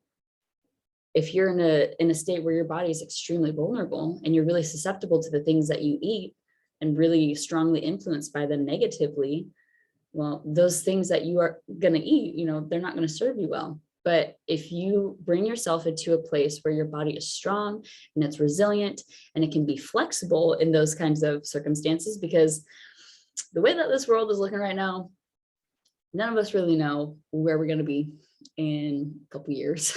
And I think we could say that all the time, but I think time right now is very sensitive, and it's extremely important that we pull up the bootstraps and we really start digging into our health and taking it seriously, because we might not have time left. Some people are already at a point where they don't have time to waste. Some people are in such a chronic state of health. Some people, you know, are riddled with cancer. And that's one word that I should have probably mentioned in the understanding disease section, that they don't have a lot of time to waste. They need information. They need cleansing. They need cell nourishment. We need to nourish ourselves, right? We're not just feeding our appetites and our taste buds. We're not just filling our stomachs. We should really be looking for fulfillment and nourishment of our body on the smallest level, and that's our cells and our systems. We need to be hydrated. Okay, so let's jump in. Let's see what we got going here. Okay, you see the word regenerative, is that there? Just want to make sure this is still working. Yes, okay, cool.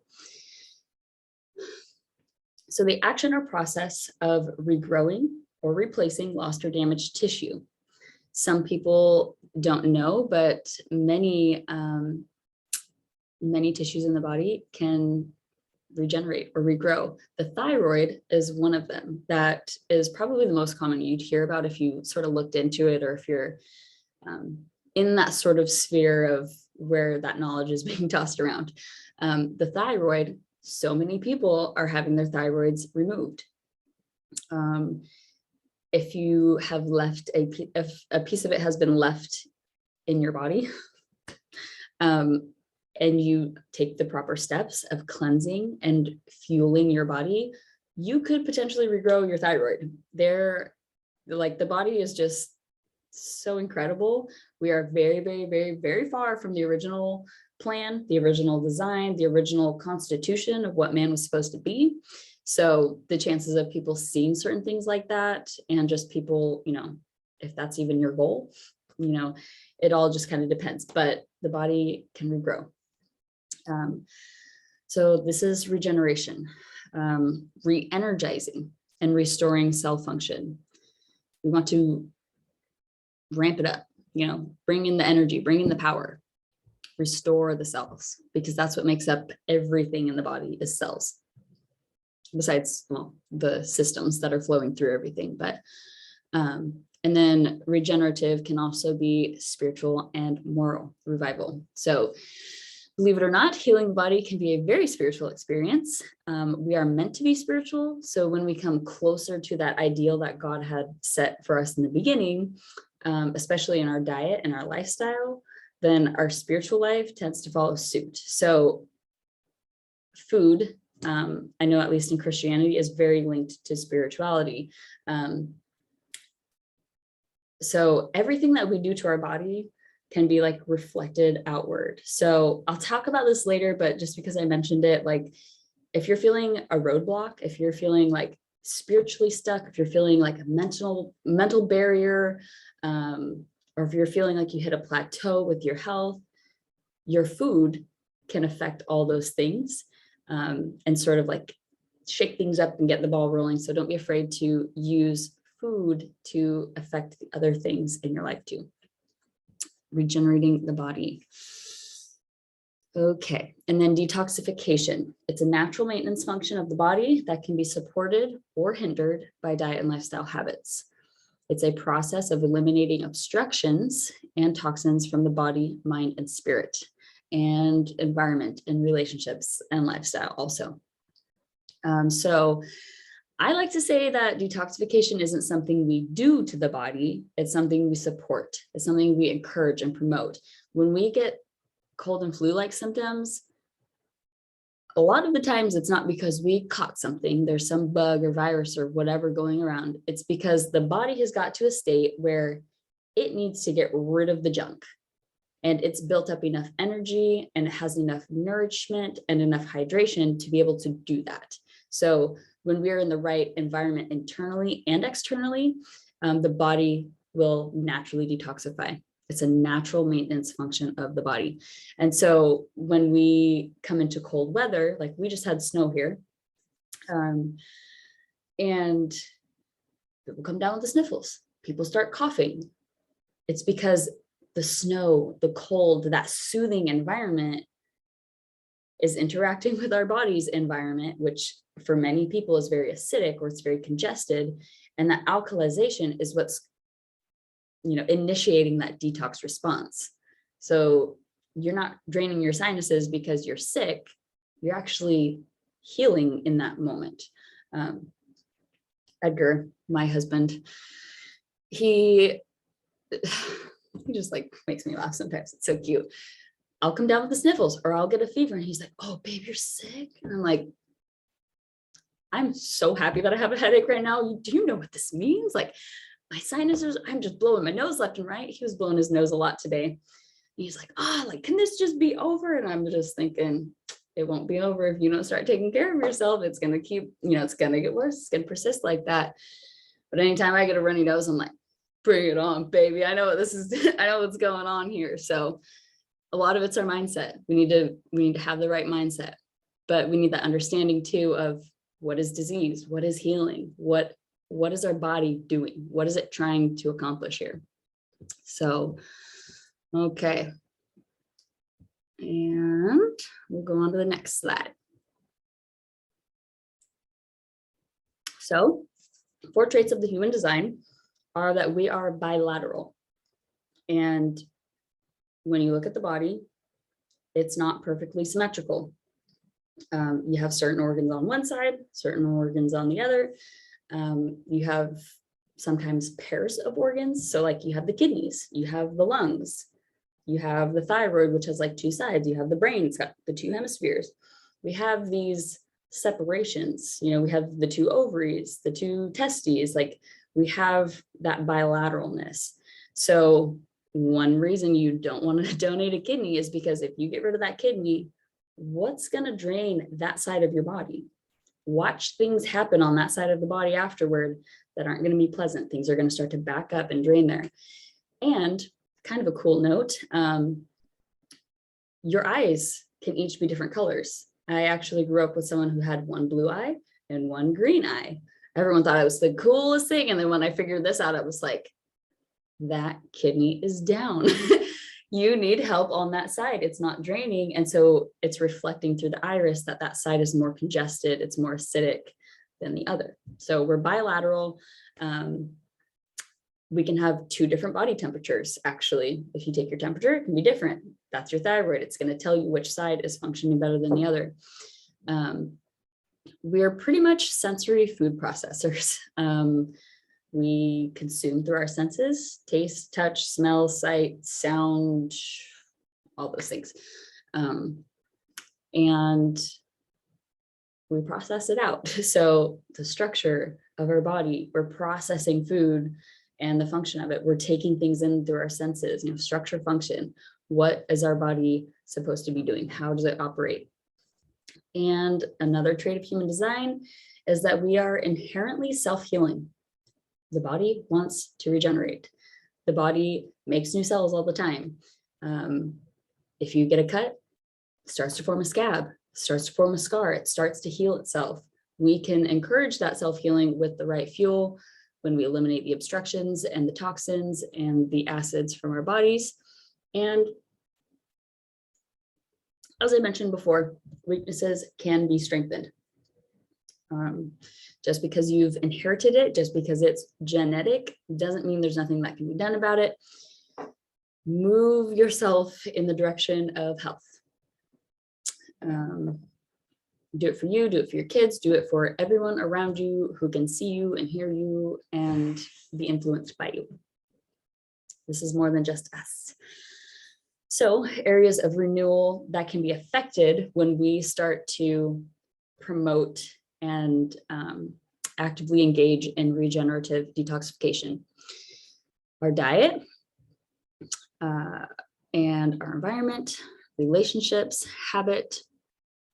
So let's see, what did I write here on my notes? Regenerative detoxification is set in motion by eliminating the problematic influences. We want to get rid of those things that are causing the issues internally and externally. So the obstructions, the toxins, the acids, but also the things in our environment, which could be if there's a lot of clutter around us. Okay, do we have a lot of congestion in our bodies? Do we feel like mental blocks all the time? What does our environment look like? How are we being stimulated through our sight? How are we being stimulated and affected through our senses in the way that we consume? So when we start supporting the body with optimized nourishment and, more harmonious sensory inputs, and we start to improve our habits and our environment, that will facilitate the peak function of our body and mind. And that's really what we're after, is like, we want to function at our best. We want to feel our best. And so even when you're sick, even when you come down with these healing crises, which we're going to talk about in just a bit, when you're not feeling well because, this process is getting underway, just remember, that's a good thing. This is a good thing. And I'm going to endure through the challenges because I want that peak function.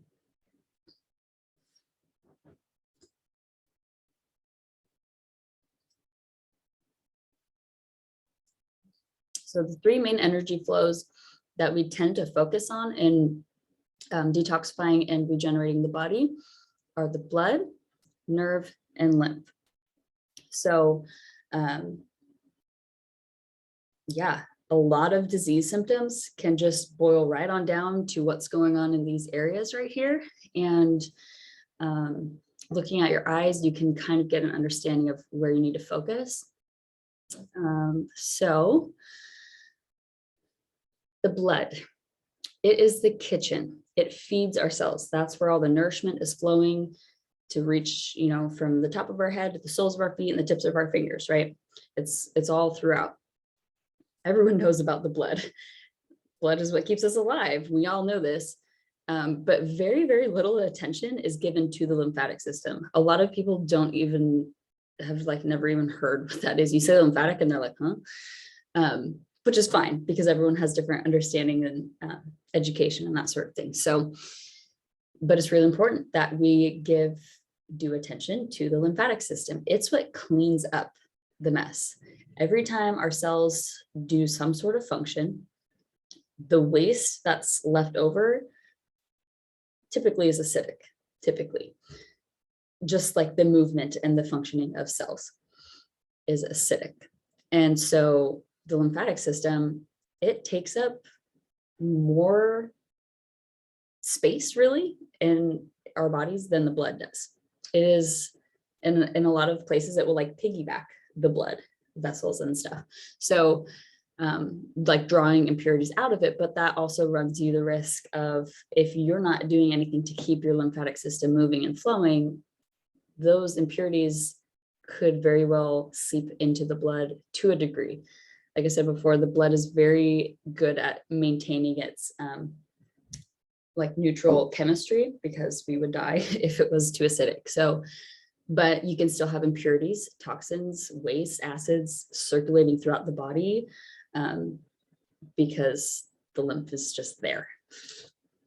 It's the bathroom, it's the sewer system. Every cell in our body is just like us. We eat, we go to the bathroom, and I don't know what the power part will be, but we function, we eat, and we go to the bathroom, okay? And so the nerves in our body, that's where the communication happens. That's where the power comes in, the lights get turned on. So we really want to focus on how these things are being influenced, how they're being impaired, what we can do to support them. where the cleansing needs to happen, all that sort of stuff, how our lifestyle is affecting our nervous system, all those things. So the three main structures that are going to be related to those energy flows are the gut for the blood, because the blood can only be as clean as the tissues and the structures it's gathering its nourishment from. And that's the gut. The gut is breaking down our food. It's putting those nutrients into the blood system, into the bloodstream. And if there's impurities in the gut, they're just going to circulate. And that's what we're going to be feeding our cells.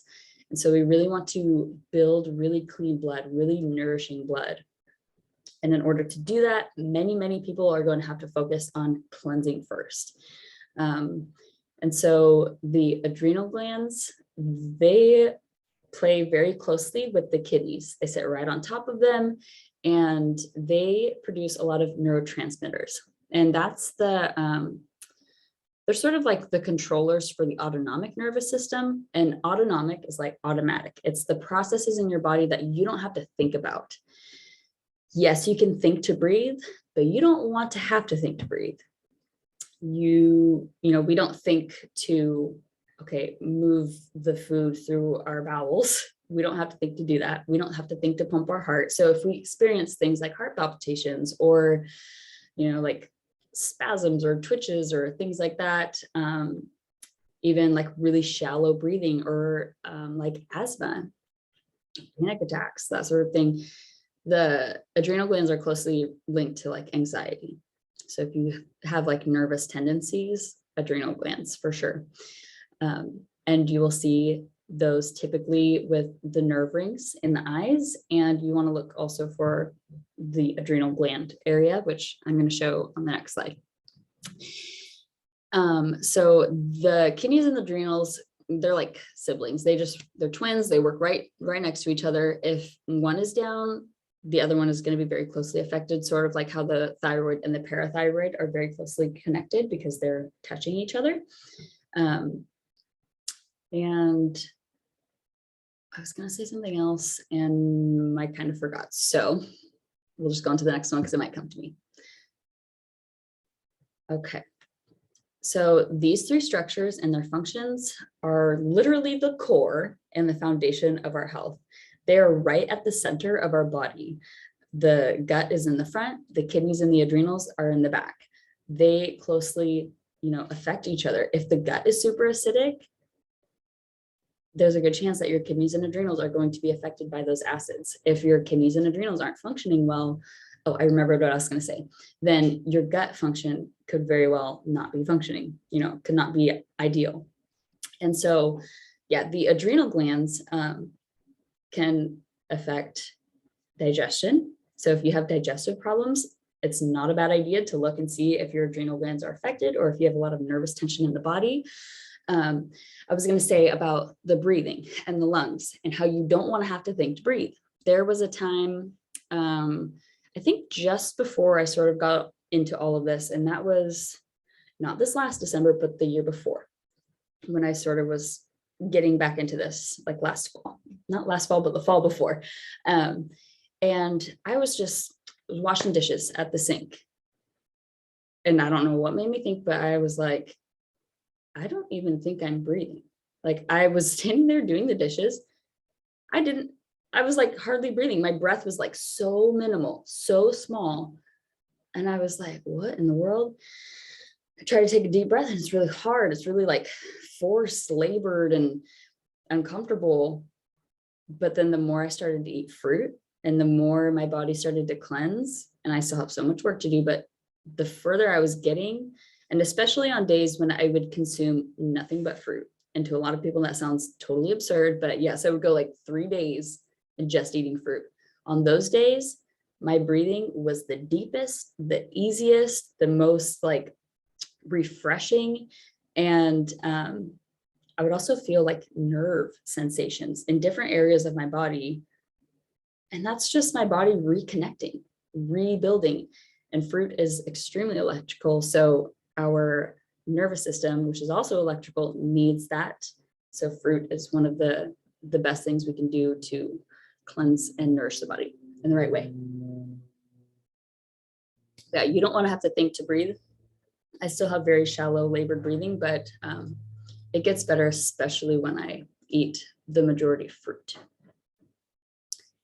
Okay, but then on here, a bonus for you guys. One of the most neglected and abused parts of the body are the feet. And they're clearly the foundation of the physical body. They're at the very bottom. So when our feet aren't functioning properly or they're not in good health, everything on top is affected. And I am a nut. I'm a nerd for my feet. I love to wear minimal, like barefoot, foot-shaped shoes, things that are going to keep my feet in good condition. Because if I'm walking on feet that maybe I'm not aware, maybe it's not painful or uncomfortable necessarily, but a lot of things get pushed to the background and you don't realize. But if I'm walking around on uncomfortable feet, I've got tense legs, I've got tense hips, I've got tension in my body. That's creating acids. That's impairing the function and the movement of my body. I want things to flow. And if that starts at my feet, I'm going to take dang good care of my feet. I like my feet. And also, you could probably get better, more thorough information from an electrician, but electricity needs grounding. And so any chance that you have to walk barefoot on solid ground, like take it, because that electricity, it just does something to the body. And you could learn way more from an electrician about that, but don't neglect your feet. Don't be afraid to step barefoot on the ground. It's actually really soothing, really healing, and it helps the body in tons and tons of ways. Really good for the microbiome too. All the beneficial bacteria and stuff. So the upper body and the head congestion will cleanse, and the degenerated tissues that are up here, they'll heal most effectively when obstructions are first eliminated from the gut. And I know I mentioned that earlier. If you have obstructions in the gut, if your lymphatic system is blocked, maybe sometimes it will be the lungs for some people. Some people might have really congested lungs. This stuff up here, or this right here, if the gut is full, it gets stopped. And so I hope Shanicia gets to experience this soon. I know she's doing a cleanse that I recommended to her, but it seriously blew my mind away. It's called Zen Cleanse. I'm going to put the information for that in the that comes after all this stuff, but I wish I would have done it sooner.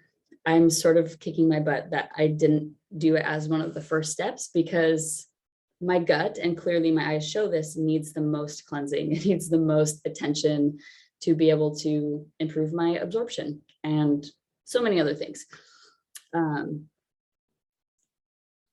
If we take care of our gut first, everything else will like radiate out of that more effectively.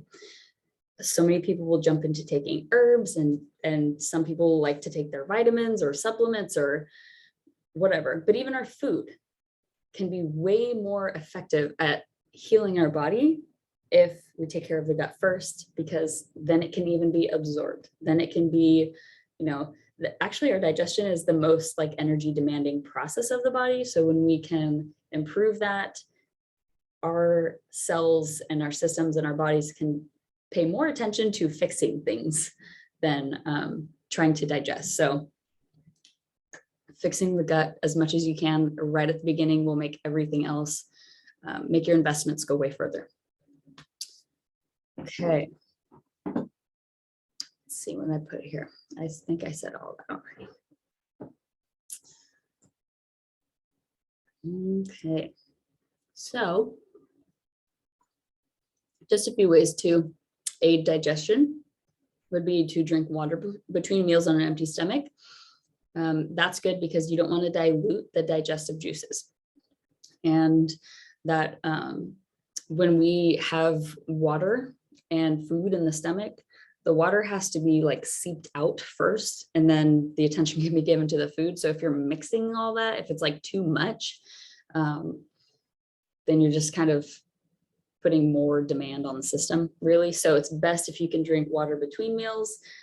I'm not really a sipper if I'm drinking water, I'm gonna chug a bottle of it real quick. I'm just gonna fill up the tummy and then make one trip to the bathroom later on once that's all processed through me. But I feel like for me, that it feels the most cleansing as opposed to like just sipping on water.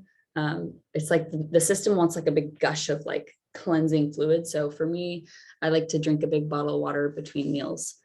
I'm not perfect at it either. Sometimes I'm like, I don't want to drink anything, but and a lot of times too, if we think we're hungry, if we feel like we have an appetite, a lot of times it's just that we're thirsty.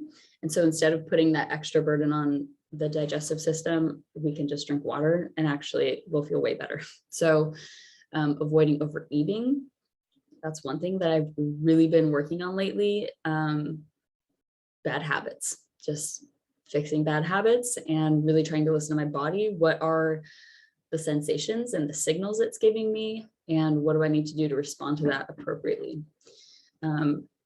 Incorporating fasting or intermittent fasting into your routine for digestive rest. I did do a really long stretch of intermittent fasting many, many years ago. And this was before I think was like off of hormonal birth control and just not eating all that well. But that rest that my digestion gave me made me feel so much better. So if we can eat in a designated window during the day and then leave the rest of the time for our body to rest and cleanse and repair, that's incredible. But then also you can incorporate fasting. It could be a day of all juice once a week. It could be a day of just water once a week or once every 2 weeks. Just getting some fasting into your routine is a good idea. Some people will go on more extended fasts. Sometimes if you've eaten more dense or dehydrating foods, you might do a few days of juicing or a week. Like it just, your situation, it depends what you want and need, what you can afford, what your circumstances are, all that stuff. But fasting is really good. And then exercising, abdominal massages, and improving your posture. That's another thing that's really been on my radar lately. I'm like, I need to try and sit up better. But when we hunch and we slouch and when we pull in those muscles, it just like naturally is like a massage to the digestive system. So some people will need more of that. Some might just be all right in that area, but those are some things to help improve your digestion. Yeah, okay, so the gut terrain. This is a terrain issue. This is not something that's external. This is something that's internal. Disease is what's going on within, but that starts with what we're bringing in. But the environment that we've created within, especially in the gut, if we have mucus there, if we have buildup, plaque in that bottom picture, that's mucoid plaque. I got that stuff out. That was not my picture, but I got similar stuff out of me and I was like mind blown. It was crazy. And I did that with that cleanse. So, but that's the stuff that parasites feed on, bacteria feed on. So many people talk about having yeast infections or candida. That's like a huge one. And the best way to do it is by cleaning up the gut. And fungus also is another issue too. Fungus can sort of infiltrate the whole system. People will get like fungal issues on their skin. Really want to look to the lymphatic system because that's where that stuff builds. It's like a pond. When your sewer waste in your body, when your lymphatic system gets stagnant, it's like a pond. It's not moving anywhere. It doesn't have any new input, no output. It just gets like yucky algae, gross stuff in it. And we don't want that in our bodies. We want super clean, squiggy, flowing fluids and systems. So yeah, so the core is really where our vitality begins. It extracts the nutrients from the food we eat.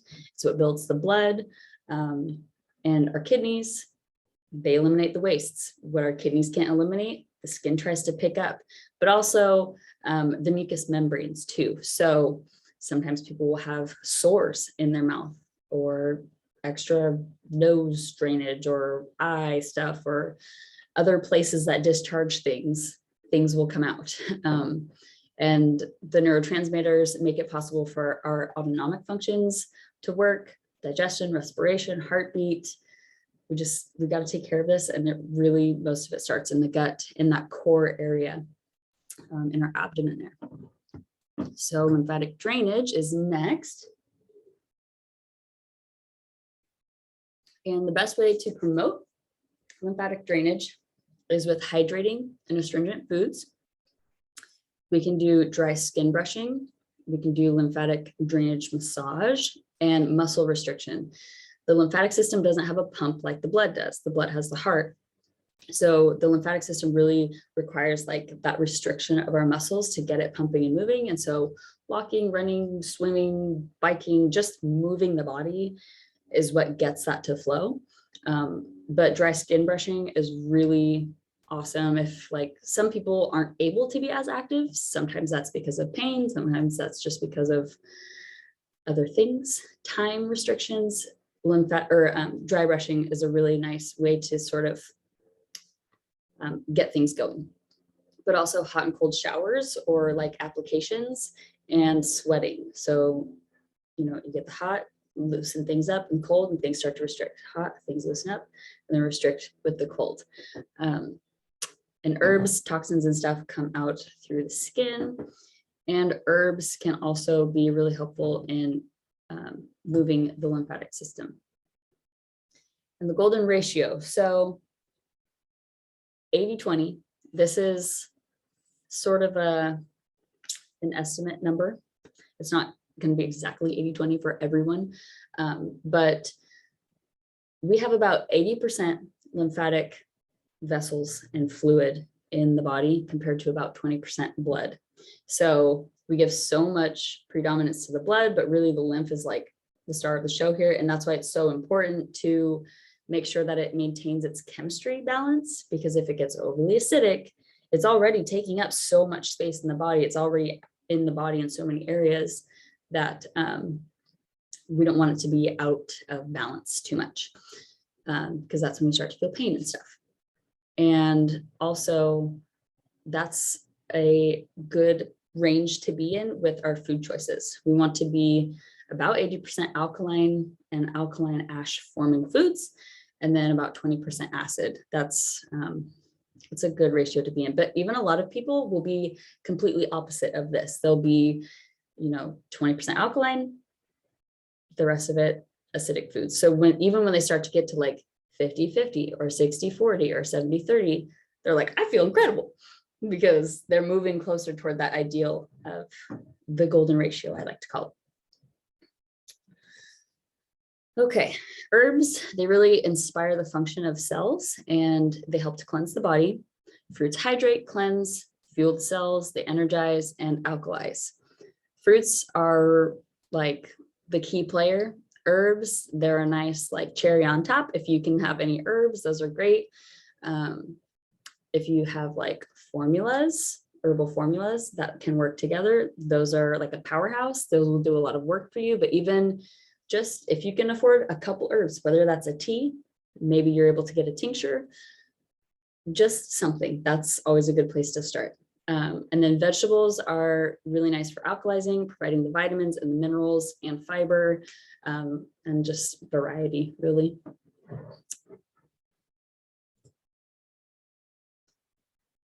Okay, and then this is a little detox pyramid here. So we really can control the level of detox that we get into. The more aggressively we detox, the more aggressive our symptoms might be. But that's where the healing happens. When we push out the toxins, push out the waste, the good stuff can come in and we can start to repair and rebuild. So cleansing and clean burning foods, they're essential to this whole process. And we'll talk more about that in the next section. Okay, so alkaline, alkaline, acid, alkaline, and acid, acid.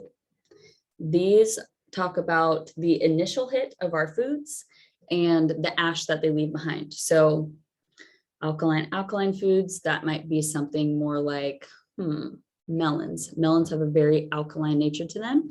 And when the cells metabolize them, they leave an alkaline ash. But foods like lemons or citrus, they are more acidic initially. But so a lot of people will think, well, you eat lemons, those are acidic, but the ash that they leave behind is really what's important.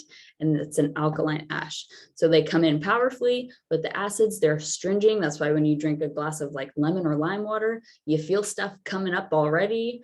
And that's because it was pulling all of that out. But then once your cells metabolize it, it's alkaline. So as it flows through your lymphatic system, it's not burning you. Got to be a little bit careful with like our teeth and our mouth with, you know, the more acidic foods like that, and making sure that our mouth stays alkaline, because that's another thing. People will experience like mouth deterioration. A lot of people misunderstand teeth. Teeth are just cells. Teeth have the cells with the blood and the lymph around them and the nerves too. They're very sensitive, like nerve sensitive tissues. But if we have acidic saliva, our saliva is just deteriorating our mouth. We wonder why we have cavities. It's because, well, the acids in our saliva, the acids in the tissues of our mouth, the acids in our teeth, the bacteria come in and they're trying to eat that for us. They're trying to, so it's not a bacterial problem necessarily, but an acid problem in the mouth. That's one thing, mouth dentistry, like I wish I would hear more people talking about that.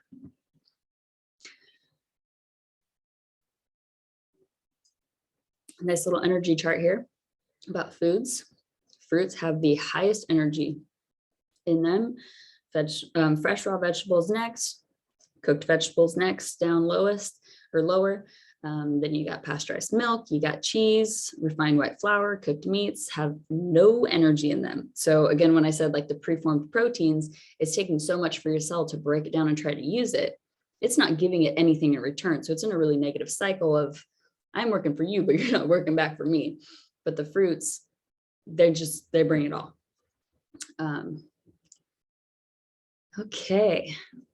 And then the healing crisis. This can often be confused with just disease symptoms.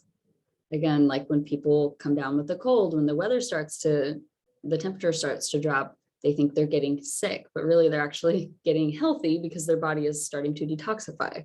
It's doing the right thing for them.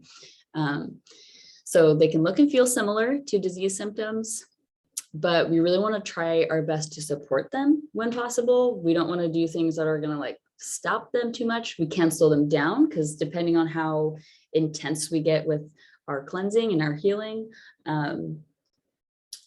it might be a little bit aggressive. You know, we might have crazy things coming out of our skin or just skin things or digestive, whatever. We can kind of slow them down. And that's when you want to kind of come back to the, like the detox pyramid. The higher up you go, the more intense it's going to be, the lower you go. If you need to slow down a healing crisis, you kind of come down a little bit on the pyramid and also on like the energy chart. But you want to stick with plants as much as possible because that's what the body really is adapted to.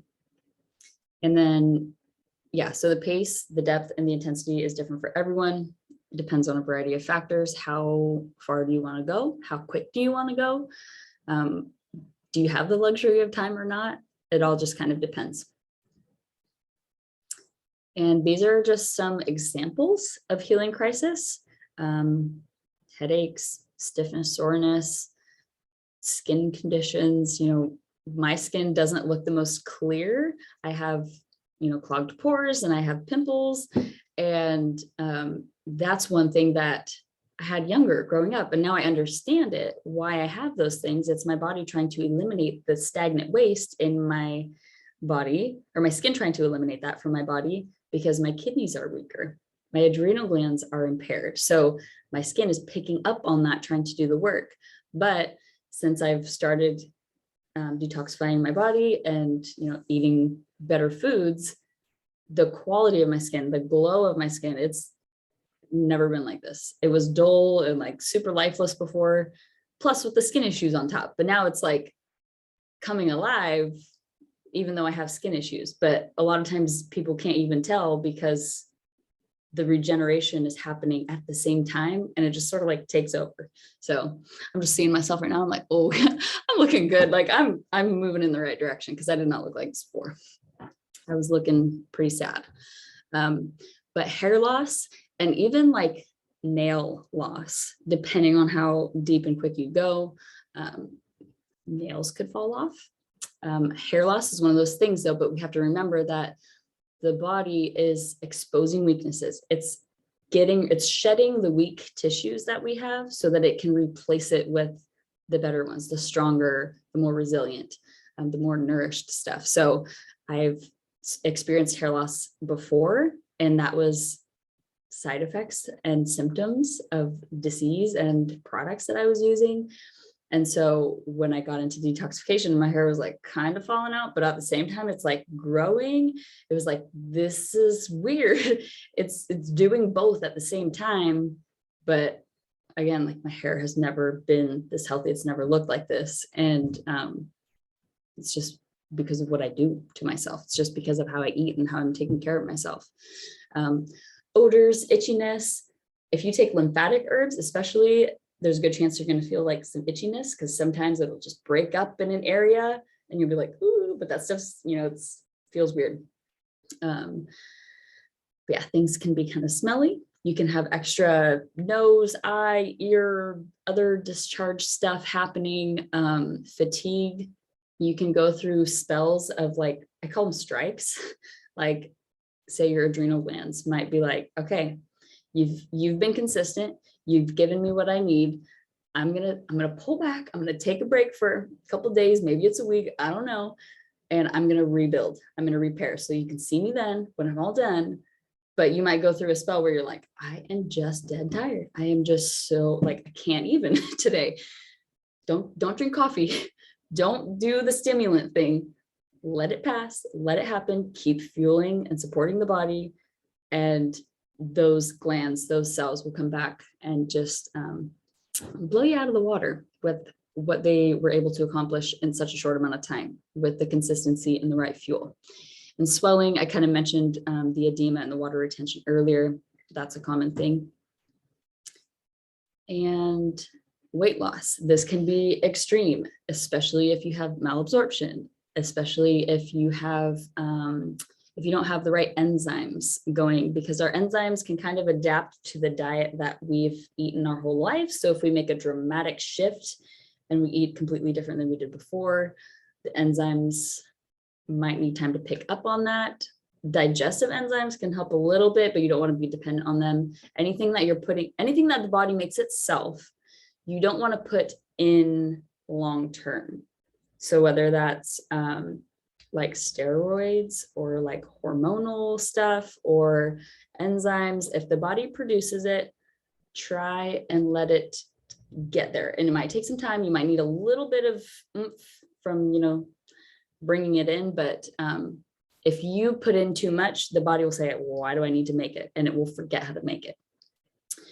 Cramps and twitches, cycle changes, nausea, sometimes even vomiting. It just kind of depends what you're dealing with. Some people will have like stomach cancer or tumors in areas, and it just, it pulls on you.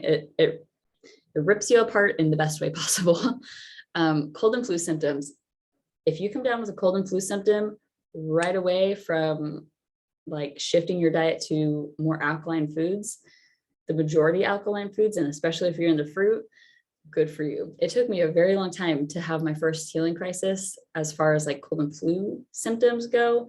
But that's a really good sign that you're like moving in the right direction. You're making progress. You're giving the body what it needs.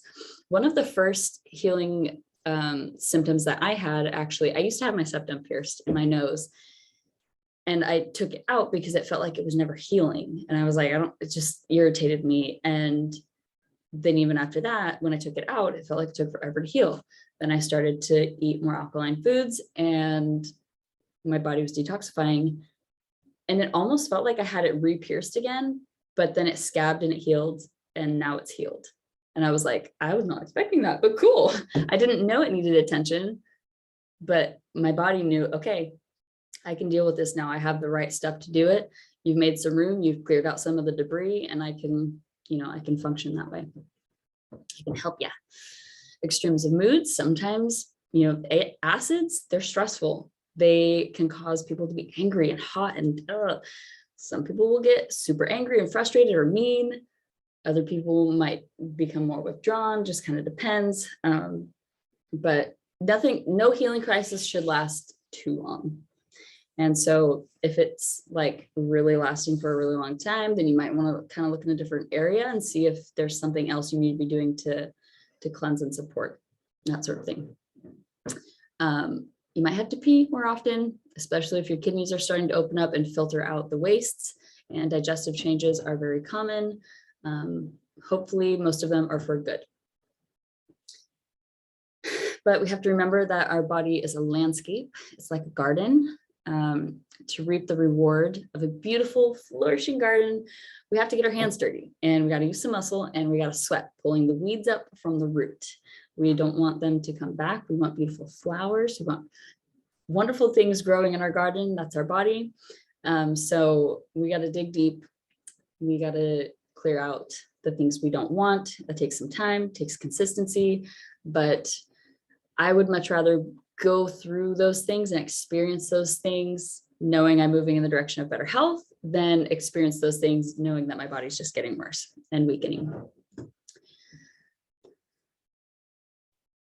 Okay, we'll round up of that, clear the obstructions, nourish your cells, and eliminate other problematic factors. Those are really the key to all of regenerative detoxification. So nourishment, here we go. Okay.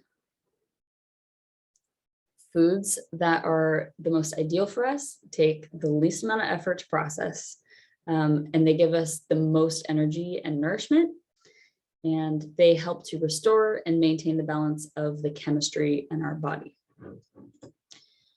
I mentioned previously that we don't want to look too much into isolated substances like vitamins and mineral supplements. Good chance they're not in proper proportion, ratio, they're not balanced. What we really want is the energized, life-giving, vibrant, colorful variety of foods that nature provides us. And that's going to restore the most balance, whereas the isolated ones are going to create more imbalances over time.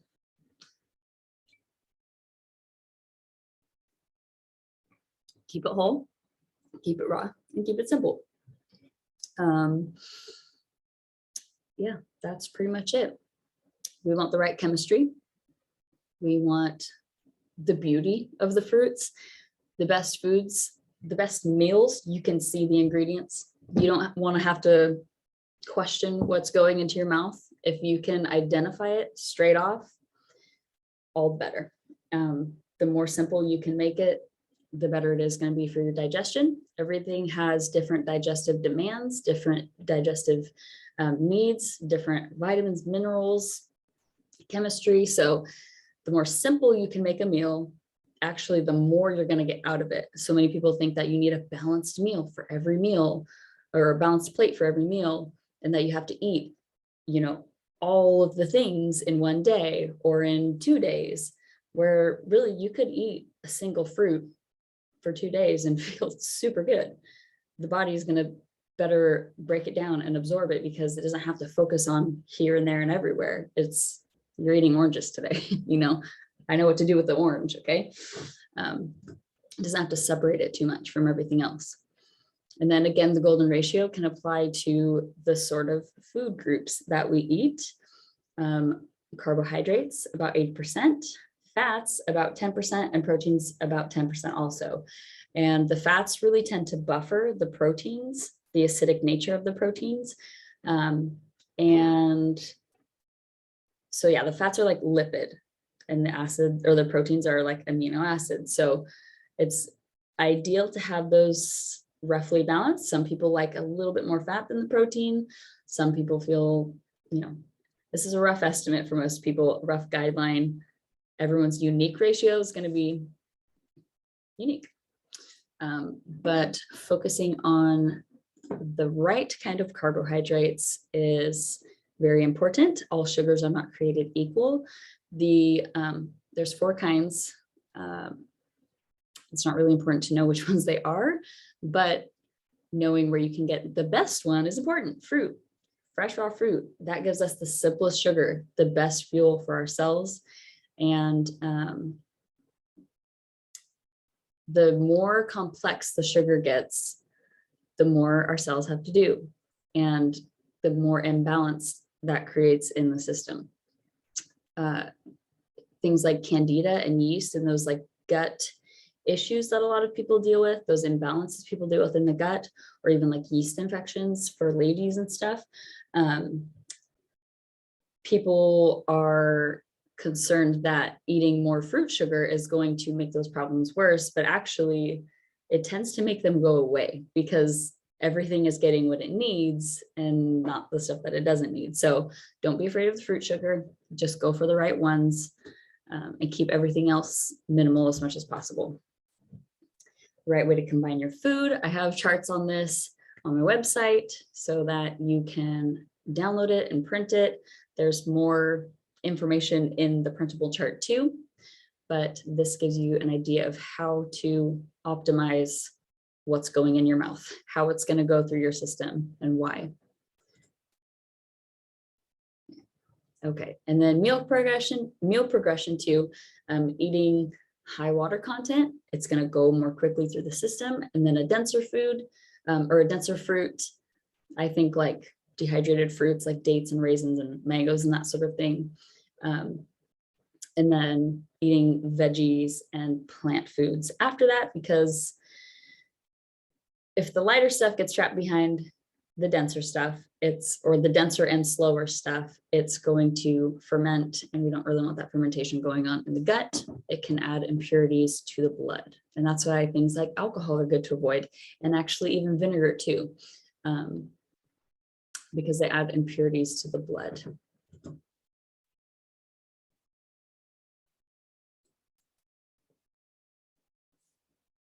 All right, mono meals, single fruits. Again, it simplifies digestion as much as possible. Blending our food, it does a lot of the work for us. Many people don't chew their food thoroughly enough, but if you are going to blend your food, I like to add dates to my smoothies because then it kind of gives me something to chew on, and the fruit sugars actually start digesting in the mouth. Proteins don't start digesting until they reach the stomach.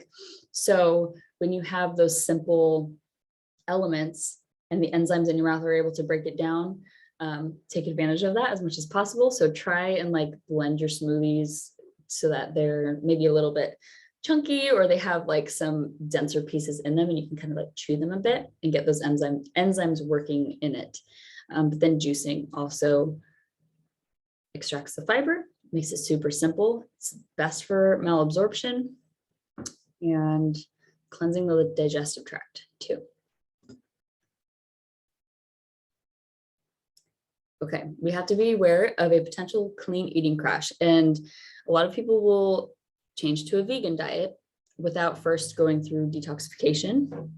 And because they didn't take care of the root problems, there's nothing inherently wrong with the diet that they might be eating, but because they didn't take the time to correct the issues that they have, they're not really going to get too far. And that was one thing that happened to me. I went vegan, and after a while it was like, I don't know if this is even working for me anymore, but I didn't go deep enough into uprooting the things that were going on internally that were hindering the good things that I was eating, or not allowing them to do all the good stuff that they are able to do. But a lot of people, their systems are dependent on stimulants, and that can be from hormones and steroids that they're consuming in meat and animal foods, coffee, alcohol, smokable things, even like stimulants in the environment. Sometimes that keeps people like on edge and going and moving and stressed out, and then their body's not functioning right. So a lot of people will start eating clean. They'll feel great in the beginning. They'll have so much energy, and then all of a sudden they crash. And it's because their body was used to the stimulants, and they need to persevere through that and fuel the right way, give their cells a like a really embodied energy, not something that's happening outside, but that's coming from inside the cell. And it can take a little bit of time to do that. So if you tend to experience a clean eating crash at any point, just know that you probably were dependent on some sort of stimulant in a previous diet or the previous way that you were living. Okay, and ensuring success. This is the last section, and I think it's gonna fly. I'm kind of impressed. I think I got this all in here in 3 hours. Okay. So, all should be very careful to preserve the body in the best condition of health, that they may render to God perfect service and do their duty in the family and in society. So it's really important that we take advantage of the health we all currently have and that we redeem the time. Because if we let ourselves go for too long before addressing the real root problems, before taking action in our health, we might not have the benefit of the health that we currently have. So really taking advantage, use the energy that you have now, use the resources and the time that you have now, because not only you are counting on yourself, but other people are likely counting on you. So this is going to be really important for the longevity of a healing journey, and that's your intention. A lot of us tend to focus on what we can see, what we can measure, what we can calculate. And then when we don't see those things, or when we obtain them and then they fade away, like some people will experience weight loss and then it will come back. That happened to me. I got extremely thin in the beginning because my body was cleansing and it was eliminating the fat on my body that was encasing all the toxins, and it was coming out. And I was thin as a rail. Edgar called me a bag of bones. But we laughed about it together. It was fine. But if I was so attached to being thin and skinny, and then when I gained the weight back, I would be like, what? I'm doing something wrong. But I wasn't attached to what I looked like on the outside. I felt good that I was controlling myself, that I was challenging myself, that I was disciplining myself. So, getting more focused on our intention being something internally, those internal rewards, and not something that everyone else can see or that can be measured or anything like that. Because then we won't lose that. Those goals that we have inside, despite what's going on outside. And then balance. This is kind of like an up and down, twirly road to go on. It's not necessarily linear. I do have a guide. It's a framework that I created, which will also be linked in the upcoming email. But it's a flow chart, essentially. So you can fully customize it to your goals, what your financial circumstance looks like, whether you want to do it every 2 weeks, every month, or when you look at it, you can create a custom plan for yourself to give you that flexibility, that ebb and flow, that balance, without feeling like you are getting caught in a binge restrict cycle, because that's a very common thing, especially for ladies to get into, but men also. So I really geared it more toward women, but men can also use the chart if they feel like it. And yeah, so sometimes the best thing you can do for yourself, for your health, physical, mental, spiritual, whatever, is go on a dinner date with your husband. Sometimes that's the best thing you can do. Maybe they only have a certain kind of salad. Okay. Maybe you eat some fish that day. Okay. It's fine, because you're taking the time on all the other days to care for yourself, to put in that good stuff. And then you have that flexibility when you need it for something else, like your relationships, or if you're in a pinch at a moment. So being really decided in that consistent self-discipline on all the regular days, on all the regular moments, that's what's really important. But balance is essential. And connection. this is about self-development, self-discipline, and we always want to seek understanding and insight into our sensations, our thoughts, our habits. What are we living our life like? How can we better understand that? How can we connect with other people through what we're doing? There's also this thing called the law of homeostasis. So if like one wheel is spinning really fast and then the other one's spinning slow, oops, I think I did it the other way last time. And then they sort of like catch up on the same speed eventually. I did that really bad, but that might happen in relationships, especially if you are like full speed ahead and your partner is like not quite moving along so much. You might have to pull back just a little bit, like stay focused and in your lane and on your goals, but also remember that other people need help, and we gotta be still within reach of other people, because it isn't just about us, but we also have to be healthy to be able to help other people. So just being aware, being conscious and connected, that will help us to be successful, to reach our own goals, and also to help other people to feel better too. We have to reason from cause to effect.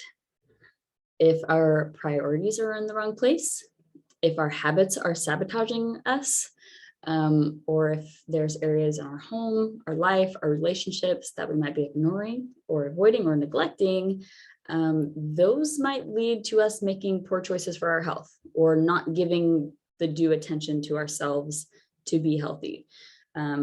But also this reasoning from cause to effect is, what am I putting in my body? How am I consuming through my senses? How is that affecting the systems and the structures and the functions? And what is my body communicating because of it?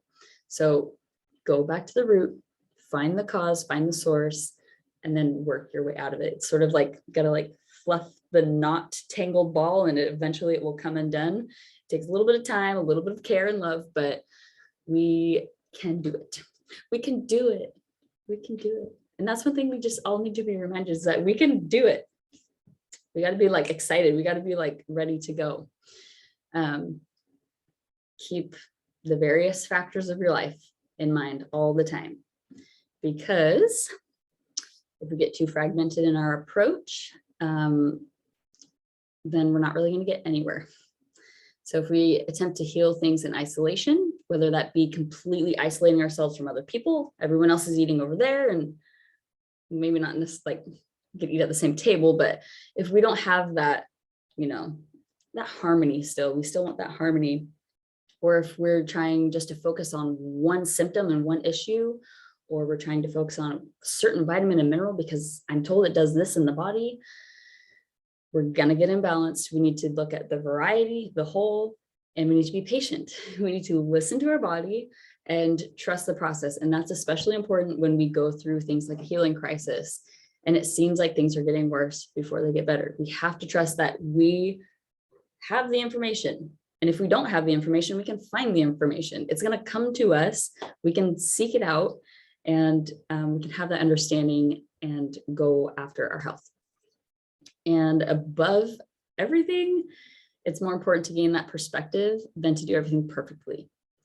Just seek wisdom, seek understanding, do what you can to connect with yourself, do what you can to control and discipline yourself in a very healthy, balanced way. And that's the best thing that you can do. It doesn't have to be done perfectly, because there's no such thing as that for humans, for us. Okay, let it ever be kept before the mind that the great object of hygienic reform is to secure the highest possible development of mind and soul and body. And I mentioned that earlier, we are really after peak function. We want to show up in the world as our best self so that other people can benefit from us, and that they can feel encouraged and uplifted and motivated to do what we're doing for ourselves. Because our sphere of influence touches someone else and they have other spheres of influence, and it just ripples out. So no more excuses. If we make excuses for ourselves, we're just going to be stuck in that illusion. It reinforces the illusion that we're not responsible for our choices. When we make an excuse, we're pushing that blame somewhere else. We're not taking initiative. We're not taking action. But when we step into ownership and we stand firm and decided, we can't be moved. I'm going to do it. I'm going to make it happen. If I have to consciously, give myself a little bit of slack here, or if I need to push forward harder over here, we can just be aware, find that balance, find that rhythm, find our flow, and overcome temptations, because those will come. They always do. Every time you overcome a temptation, or you say, that's really not going to serve me, I'm just going to avoid it, not going to go there, every new one that comes up is going to be far easier to tackle or overcome. But when we give into things that we know intuitively, and that's not going to serve us reaching our goals, then it's going to be more likely that we're defeated the next time too. So everyone is going to do what they want to do. This is what it all boils down to. We can sit back and let our lives take the course that they're taking, or we can kind of like grit our teeth and bear it and go forward in that confidence that we're going to attain the health that we're after by making the conscious efforts and learning and just growing. That's really what this is about. So we made it to the end with 10 minutes to spare. So I would love for you ladies to unmute. Just want to say I'm so happy that you're here. I'm just fingers crossed that this recording worked well and it saves well and everything. And if it does, then I'm going to be sending it out. If you guys feel like sharing it, I would seriously love that. And then also, if you wanted to maybe write like a review or something, just let me know how it all went, how things were on your end. I would just really appreciate the feedback. And yeah, I'm really happy that you're here and that you're inspired to take care of your health. So yeah. Thank you. Yes, you're welcome. Yeah. I was, the only thing I was disappointed in myself was I wanted to find the pictures of my eyes so I could be kind of look at them. looking. So I ran and got a mirror and I was looking like, okay, I got to figure this out. Oh yeah. But I couldn't find the picture of when you took the picture of my eyes.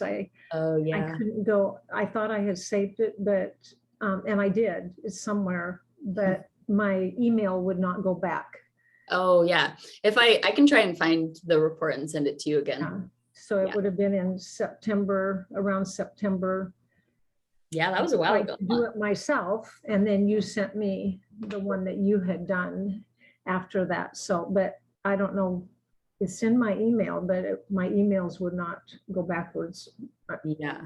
So anyway, I was wanting to look and try to figure out what you were saying with my eyes. Oh yeah. So